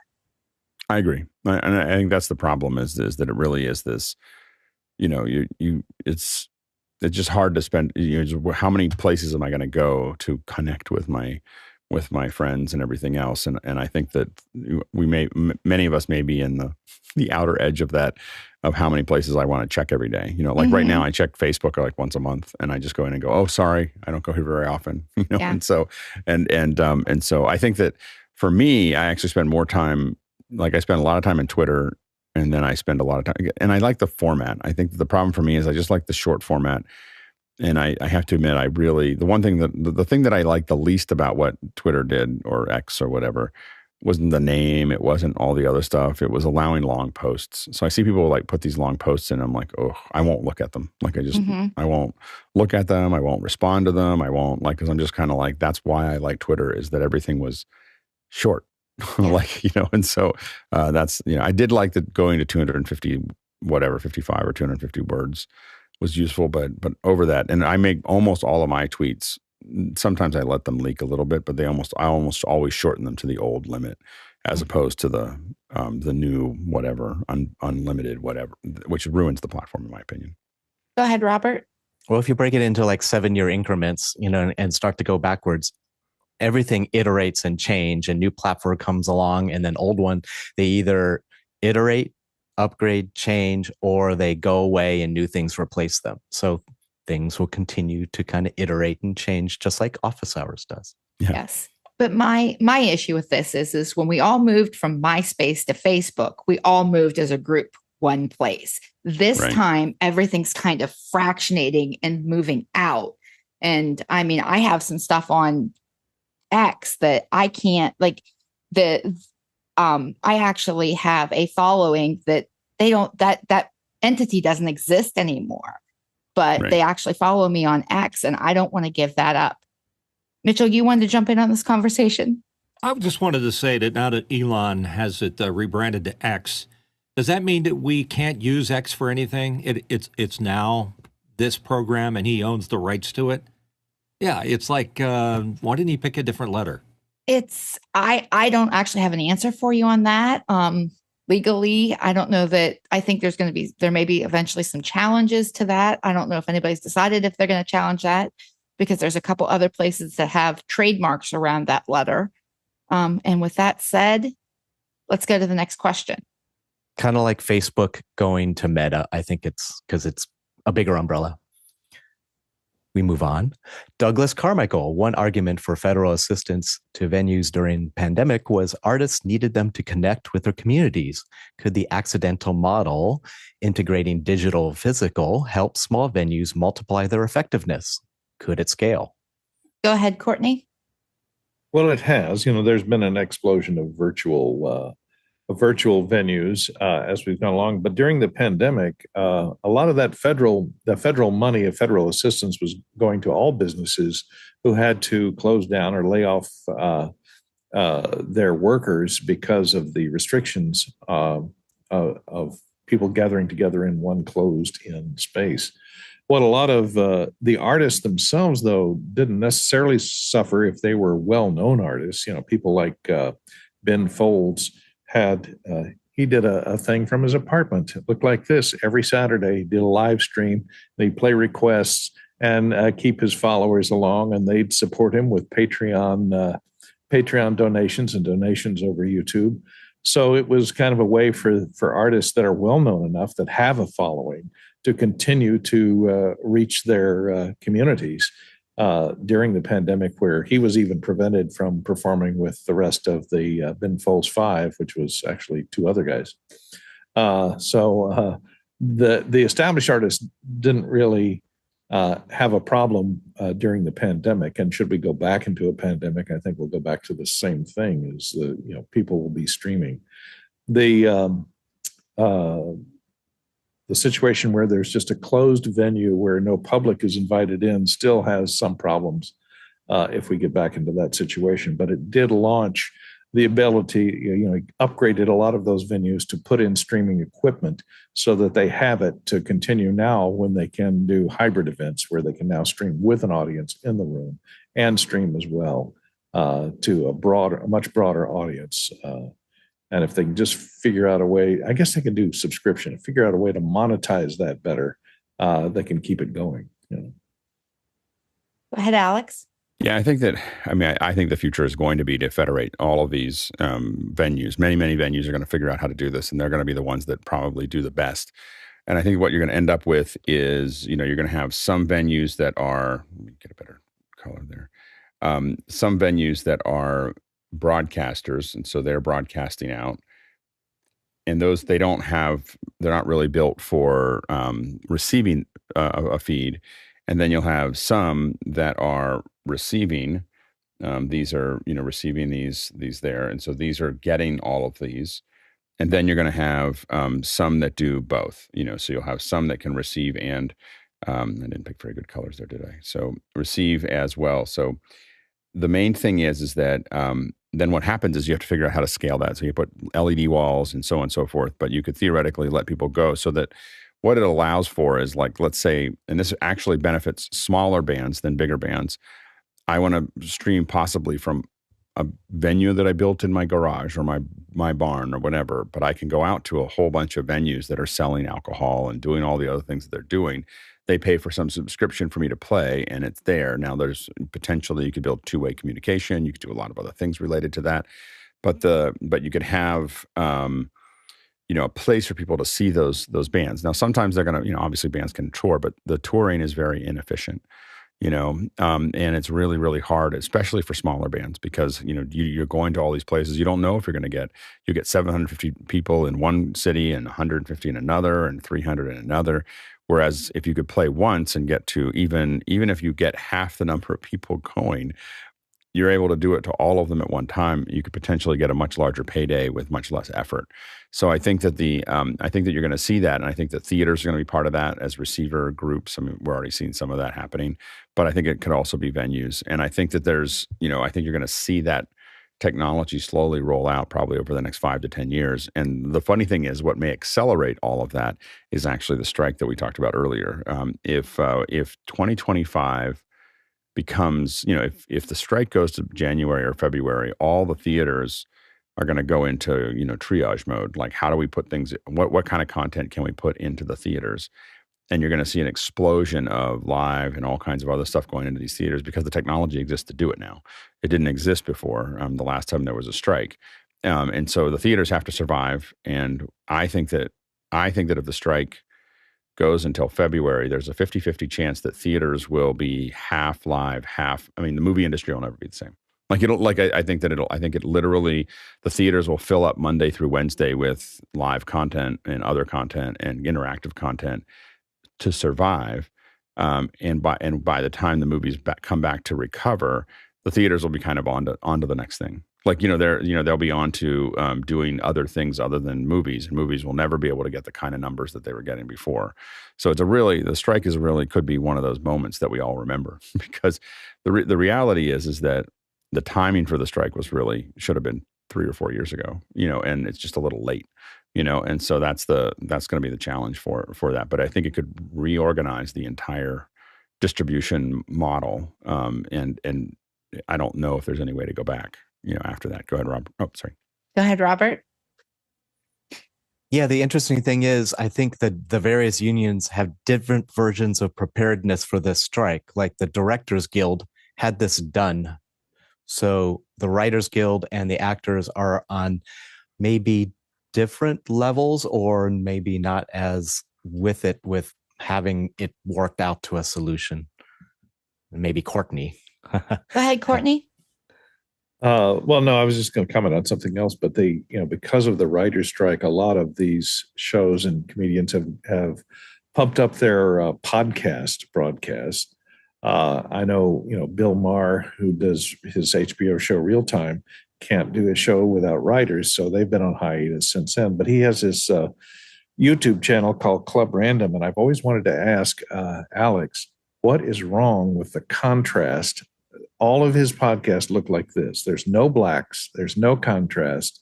I don't think it's smoke in the room, but it's a LUT issue. I mean, yeah, but it's 3 cameras and they all look identical. Somebody has tuned them all to be with really bad taste. Someone with a high technical skill and bad taste. That's what that is. And he can afford to bring in a professional video engineer. He probably did. He probably did. And that person likes the look and he wants this kind of otherly whatever, like those things, especially when all the cameras match. Like someone worked at that. Like there was low contrast to the point of, there's no whites. Courtney, there's that's no just blacks. the beginning of his problems, because if you've actually watched the show, it's horrible. Oh, it is. It's completely horrible. It's completely off the rails. It's out of control. Yes. He's stoned. I think that what maybe happened when you don't see any whites and any blacks, oftentimes that means somebody turned a log on. They turned the log look up. Log C on all the cameras. They could color correct it before they put it out. No, I'm saying that. So the funny thing that happened on YouTube for a while is that suddenly live. there was this log look. Like there was a log look that happened on YouTube, and we realized at some point that it was just that creators didn't know how to turn the LUTs on, and so that like the creators who bought the cameras were getting log, and that's why like now the cameras automatically go to a Rec 709. In this case, mine is like Rec 709 800X or whatever. But all the log stuff we saw, and then it became a look. Like everybody had to have that look, and I had to like reduce contrast on stuff I was doing. I was like, okay, and so, but the log look became the thing. But it was really that they just didn't know that they were shooting the wrong thing, and they couldn't figure out how to do it, and they put it out, and it was a sad time. But what that looks like when you showed it to me is, the color balance is a little off, and it's set to log. It looks like log C out of the cameras, but it's edited. It's not a live stream. No, but it's just the person doesn't know. Corrected. They don't know, or they like that. They're still going back 10 years and doing the look that we realized was just a big mistake. So anyway. Alex, kind of circling back to this actual question, would you say that the writer's strike could create as much of a change in media as 9/11 did to the airline industry? Oh yeah. If it lasts, it just depends on how long it lasts. It won't it'll recover relatively quickly if it happens before October. But as we go into October, the grinding will be. It will by February, the industry will never be the same. So it has the potential, is what you're saying. The potential. It's not going to do it right now, but I think that if the writer strike and the actor strike, it's the fact that both of them are happening at the same time, because the actor strike is killing events next year. The writer strike is killing events in 2025, and so it's a smart move by the unions. It's just that it could. But what always happens in a vacuum is a vacuum creates opportunity for other people, and so so that's the challenge. I definitely think they need to figure out what their strike. I think that the strike is valid. Like I think that they need to reorder what's going on. I feel like it's a little late. That's the only thing. I don't disagree with the strike's content. I just think that they're about 3 or 4 years, because when everyone was desperate to build all this content to compete with all the other streamers, was the time to strike. Like that's like, we're going to set the limit right now. And then they were flexible, thinking, well, let's see how this goes. And they were really excited that there was all these big names and all this other stuff. But 2017, 2018 was the time to strike. Like that was the time to hey, we need to set the rules of what this looks like. And it's hard. It's always, it's always easy to look back and say that was the time, but that was the time to do it. Now you have an oversupplied system that is, and folks that don't even know if their business model is working. Like that's the big problem, is the streamers don't even know if this is actually going to work there. And so putting more weight on it is something they're highly resistant to. And if it extends, it's not going to kill the streamers. It's going to kill all the other things that depend on that content. So it's going to kill TV. It's going to kill theater. It's going to kill the theaters. And it's going to kill all the things that were providing traditional income, and leave the only thing left will be the streamers and online things, by the end of it. So if it lasts long, I mean, and I think there's some pressure on the streamers to make a deal by the producers who want to make more money. But the problem is no one's going to break rank, on either side. And so it's pretty intractable. So it really could last a long time. And if it gets, again, my prediction is if it gets into February, there's about a 60% chance that we'll look back and go, well, that was when we stopped doing what we do. And that's because you're talking about a year and a half of no real movies. Like you're just talking about this huge drought of no real movies. And it's not like everyone's just going to close down. They're going to find something else to do with those theaters. And if those things start to make money, they're never going to look back. Like, when you understand the math of theaters, the theaters Monday through Wednesday are at very low utilization. Like just go up and open up a web page and look at that, and you'll see utilization at 20%, 10%, 5%, 3% across the first 3 days of the week. And then on a really good movie run, they might start getting up to 30%, 40% utilization. If they start doing live events that are one time only, you can only see them, and they start getting utilization only to 20 or 30 or 40% every day, they're never going to want to go back to movies. Like they're never going to want to go back to that because they're now making more money than they were making before. It's not that they're making big hits. They're not going to have the 3 weeks they make millions of dollars, but it's going to get spread out over all these other things, and it's much more stable. So, and they're going to move to corporate events. They're going to move to live events. They're going to move to all these other things they're going to fill that time up with. And when they take that away, they're going to take away screening times. And when they take away the screening times, they make the movies not sustainable, and then it all goes to streaming. I'm not saying that that's what's going to happen, but that's a pretty strong potential if the strike goes until February or March. That it gets pretty ugly pretty fast, because people will make they'll come up with new ideas. They're already coming up with new ideas. So about how they're going to handle it. Everybody's talking about plan B and plan C. Next question. From Eric Hers, Hartford, Connecticut, Alex mentioned using 5 Wowza servers to scale an internal corporate webcast to 30,000 viewers.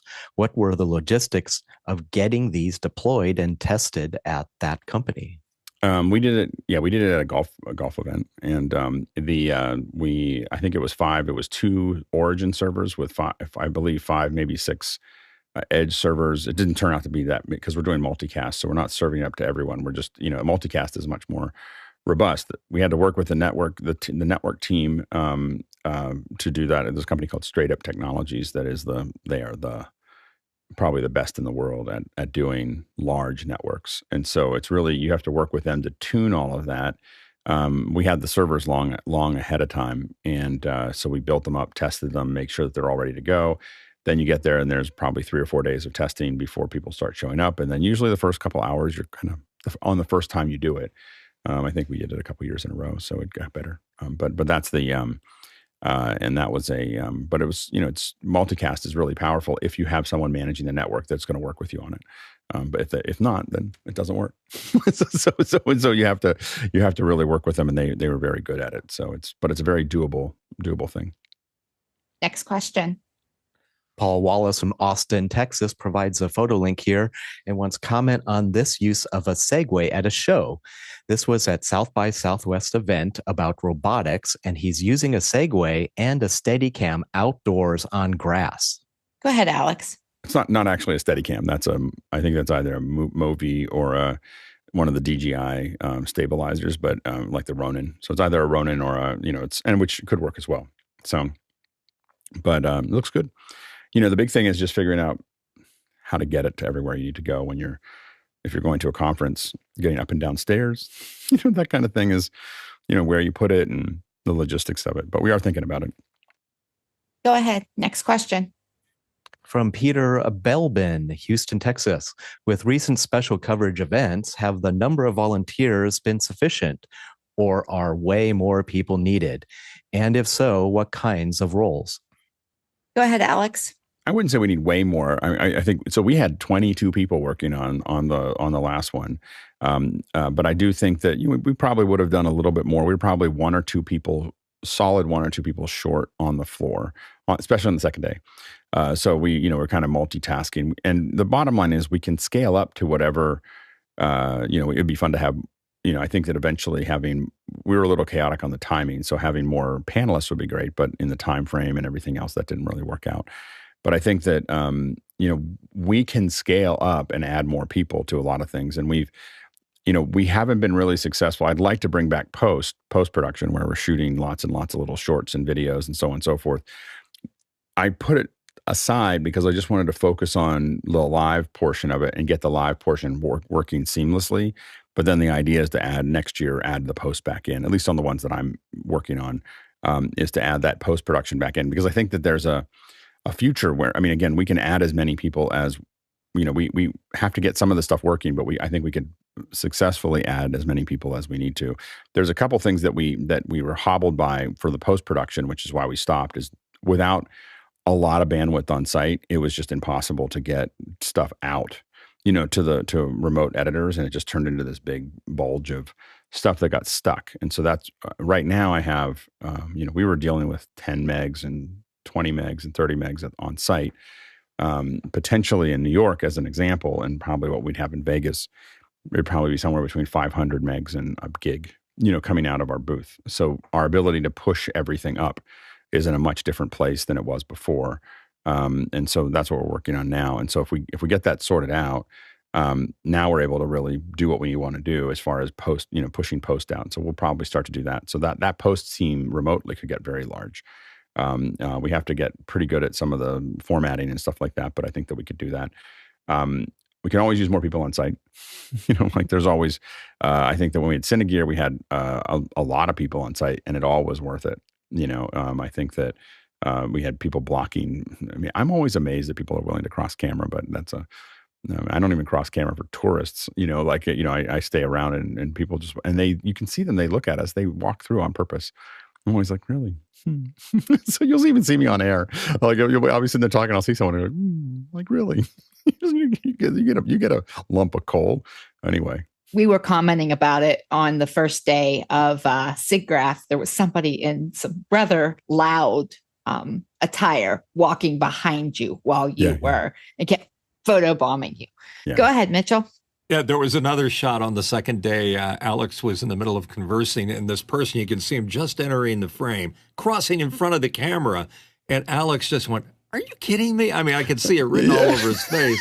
Yeah. And the guy just stopped like that, and he kind of started walking backwards. And you just had this look like this as they walked away. It was quite obvious. I just wanted to comment. First of all, I thought that having two people doing the show with you and Nick was brilliant. It just gave so much energy back and forth, and also inspired a lot of the things that you went to see.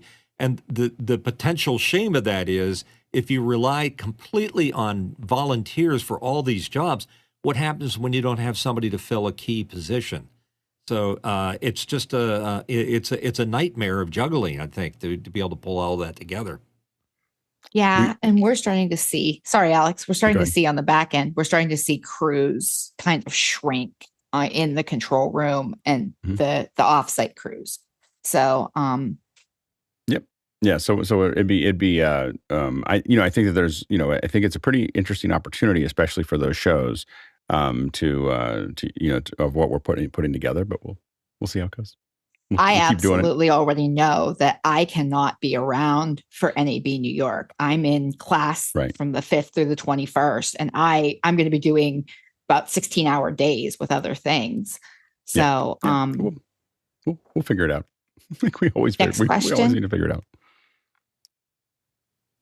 From Craig McFarlane, Boston, Massachusetts. When deciding what tech to bring on vacation, what is your space or weight limit? Go ahead, Alex.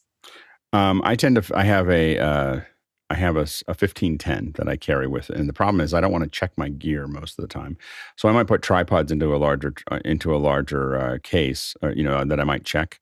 But my 1510 and my backpack are the limits. It's not really a weight limit, but I have a backpack and I have a 1510, and all my tech has to fit into those, or I generally won't take it. Go ahead, Courtney. I have a laptop case. It's for like a 16-inch or 17-inch laptop, which is pretty big. And I carry a 14-inch laptop and an external screen in it. And then it has two or three pouches in it. And the airlines look at that as a personal piece of luggage, like a purse or a laptop bag. They don't count it as your carry-on. Then if I do need to bring more equipment, if it's more of work and less vacation, I'll bring, a spinner like this, which is a carry-on with a handle. And the nice thing is with that pop-up handle, you can hang your heavy laptop bag drape it over the top of it and wheel it through the airport, which makes it a lot easier to travel with. And with those, like that Amazon Basics I just showed, it looks like a regular, carry-on luggage, so it doesn't scream, hey, I'm full of expensive video equipment. So in the airport, it's less likely to be stolen and wheeled out by somebody that you don't know. Next question. From Todd Weezer of Fort Walton Beach, Florida. Is anyone using the new Mac Pro? If so, what functions? It seems like it was built on hope. Go ahead, Alex. I haven't used it yet, but I think that it's built for a specific group of people that are there, and so there were a lot of us that were clamoring for, and I'm still looking at using it for this. If I just didn't need it just yet, but a lot of us clamoring for cards. Can we put cards somewhere? And so 6 cards and 8 channels of Thunderbolt are really valuable for a handful of people. I think Apple needed to serve that market, and so they have a studio line, and basically it's a studio where you can insert cards and have more lanes. And Apple has been very clear that that's pretty much that's what it's designed for. If you got the high-end studio and the high-end Mac Pro, they're almost identical in spec, except for the Mac Pro has the ability to add cards and the ability to, if for instance, I have just got some cards in the mail that are like, I have these, I don't know if I can say that. Anyway, so I got some cards in the mail that I don't have anywhere to put them. It's great to have cards, but I don't like, okay, now I have to find a Sonnet box for them. And so I think that's the real advantage of having that, is not having a Sonnet box and being able to do it, especially if you're doing a pro level event. So I think that's going to be the, I think that's what Apple needed to serve. I think they have to build a computer like that. I don't think that they, if you need I/O to go in and out of that computer, if you're doing sound, audio, DIT, there's lots of, if you want to put drives in there, big drives in there, like these 32 terabyte, memory cards and so on and so forth. Those things need to be, you need cards for those. And all of these 4 lanes seem like a lot, but 4 lanes, I run my studio has every single connection in my Mac studio is full. So I'd love to put a Pro in here. I don't need it yet, but I'm definitely on my way, I think. Go ahead, Mitchell. Yeah, I think the Pro is a device that's truly stuck in the twilight zone in a sense, because I'm in a I'm in the market to buy something like the Pro, but I'm also looking at the Mac Studio, and the price difference is huge, and I don't have a lot of cards yet that I want to plug into it. And meanwhile, there may be an M3 coming out. So what's your return on investment at going with the Pro? I think you need to have a need for it right now, and you have to be a big organization that says, yeah, I need to put those cards in there. If you don't need the I/O, you don't need the Pro. So it's just like, if you need I/O, they built the thing because it was so painful for us to do that. So if you don't need I/O, but there's plenty of things where you do need I/O, and so that's what this is built for. Yeah, it's I/O. It's off the Pro I go. Exactly. Next question. From Dade Troutman, Edmonton, Canada, and on the Office Hours backend crew. Is the splintering of community and social platforms opening an opportunity for the return of RSS feeds? Go ahead, Alex. I think we're about to get to post content. So I think that community is the next thing, and it's not going to be content, because the content is going to be free to make, with AI and everything else. So you're going to get a blistering amount of content that no one wants to read. So I think that RS is probably not the solution for that. Next question. Jack Ruppel, Breckenridge, Colorado. Did you make a visit to Blender 3D? They were mentioned in a technical paper with NVIDIA. Thoughts? Alex, do you have any thoughts on this? Yeah, it was a pretty small booth, and it was full with a lot of people. It was just too hard to get through. So they didn't have a popular booth there. A lot of people wanted to come by and say hi, and it just wasn't accessible for us because we couldn't shoot there. So, so we didn't get a lot of time with Blender. Next question. John Fisher, Oklahoma City, Oklahoma, is tossing the pile of old unlabeled HDMI cables I have accumulated over the years and standardizing them. Does the panel like a particular manufacturer or shop for new HDMI 2.1 cables? Go ahead, Courtney. I usually go to Monoprice for my HDMI cables. They've got some new ones that are 8K capable. They're extremely cheap. Look, there's one for 99 cents. But you can get a 3-pack for 3-footers. That's a 6-footer for 8K ultra high speed for a reasonably cheap amount of money.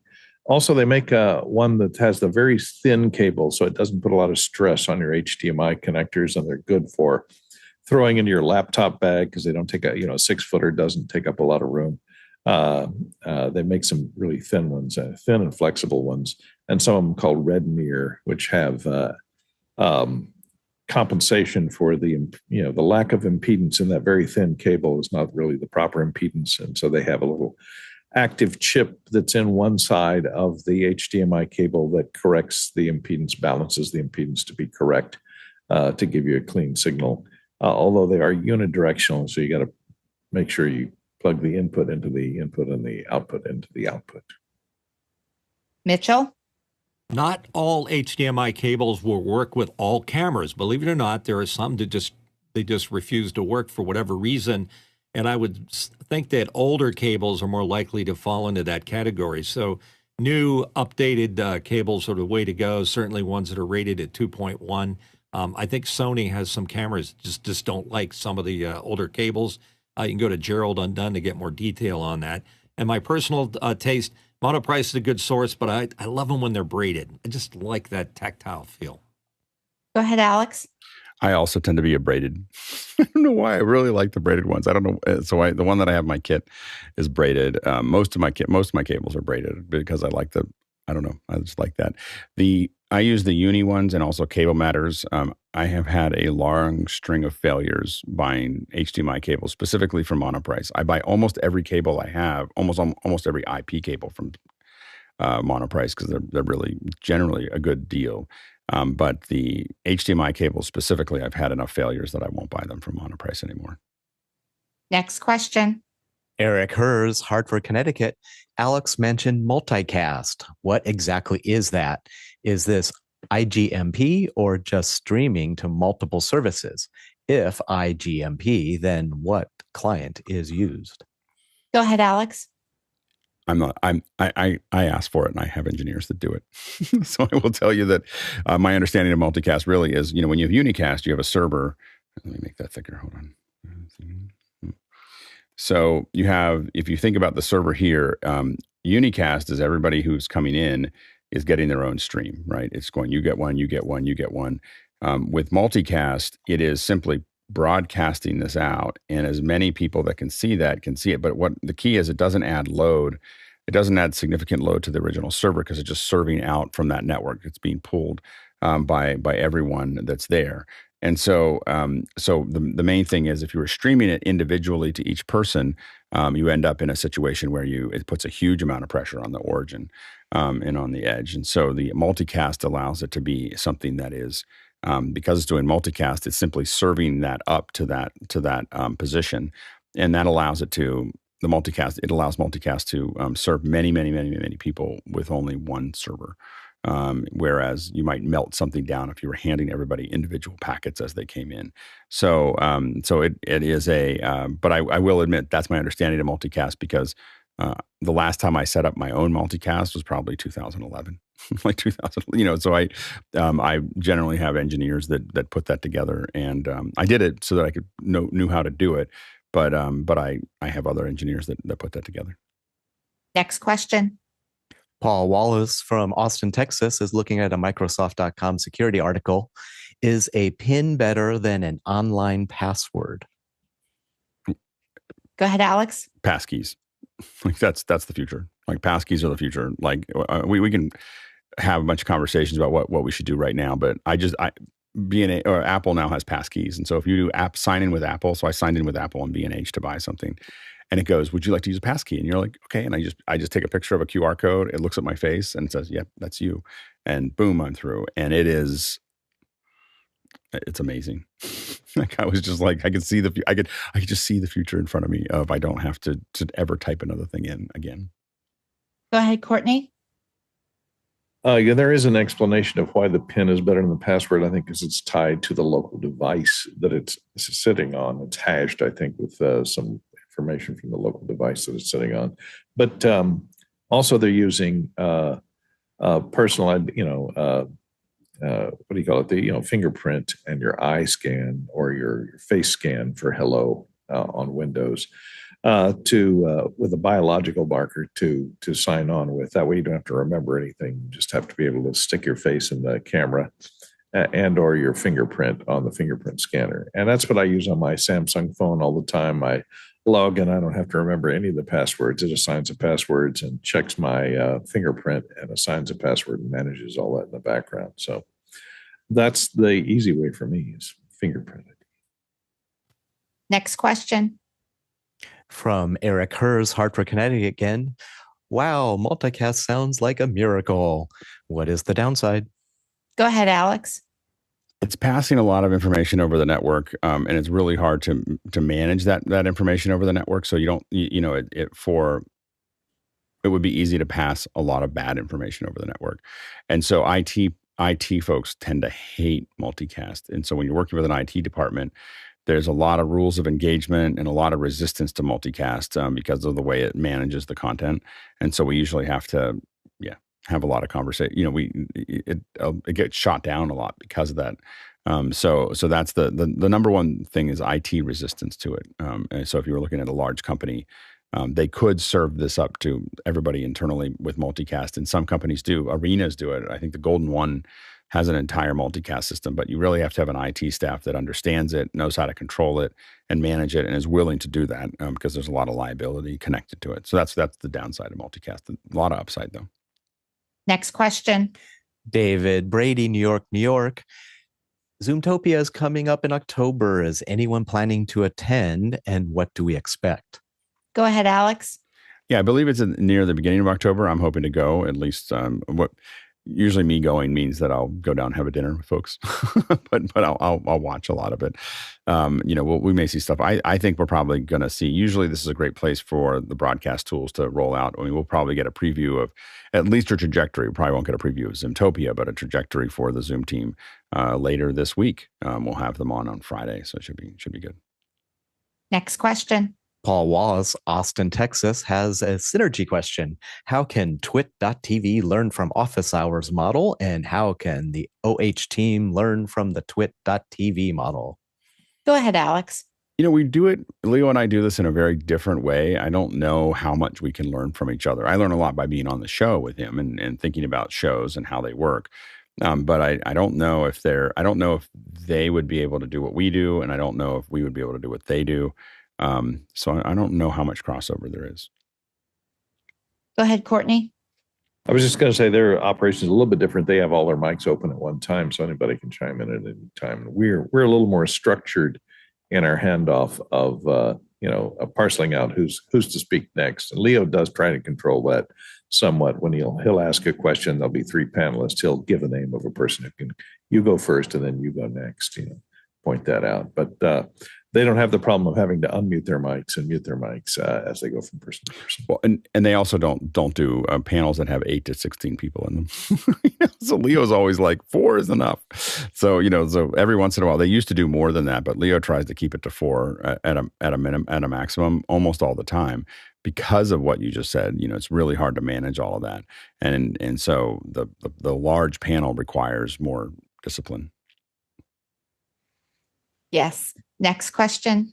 Todd Weezer for Fort Walton Beach, Florida. Has anyone tried Lemmy, a Reddit-like capability? Go ahead, Alex. I looked at the link up for it. It looks really interesting, but it looks like a lot of work to get it set up. So I was like, I don't know. It could be. I think it could be something that is a very vertical solution for a handful of people who really care about that. But I think it's hard to replace Reddit. I think that'd be the challenge. Next question. From Paul Wallace with a follow-up question, expanding on my earlier question about shows, conferences, can office hours cover that are outside of the normal trade shows like CES, NAMM, SIGGRAPH, etc.? Alex? We're definitely interested in it. If we had enough people interested in it, I'm interested in going to any conference where there's enough people to reach critical mass. What we found is that as we step outside of the normal ones for our community, the number of volunteers drops precipitously. And so it just really didn't, we've experimented with, why don't we do this one? And people get interested in it, but we just don't get enough people. There's not enough groundswell. So I think that that's the real challenge is that I just don't think right now we can do that. What we may do is do some that are smaller, like we did a soccer game, which was really great. I got to meet new people and see new members. And we did one on generative AI that we did a little while ago. And so those are really fun. They really have to be in San Francisco because I can't travel out for those ones. And even those are pretty hard for me to do on a regular basis. So I think that it's just a matter of getting the groundswell of people willing to do it. And we just haven't seen that kind of uptick for things that are not in our vertical. Go ahead, Mitchell. I see that Dave Troutman agrees with me. The Oshkosh Air Show would be cool. And if when they have it, the gaff tape world would be an excellent event to go to. Well, the one that I am looking at pretty seriously is Concrete World. Concrete World, I would love to cover. There's lots of things to look at. World of Concrete. There we go. That'll be probably. I put that up because it is. I think it's the biggest convention in Vegas every year, and they're on their 50th year. The World of Concrete. What could go wrong? I guess why it's in Vegas, because there's a lot of people that need to sleep with the fishes. A lot of rebar. Yeah. Exactly. So. Yeah. Well, that's it for another Saturday. We covered 74,000 miles, 120,000 kilometers, and that's more than 591 million bananas for scale. I'd like to thank the panel and our crew and the producers who's without your questions, we wouldn't have had anything to talk about today. It would have been a lot shorter show. And with that, let's head to after hours.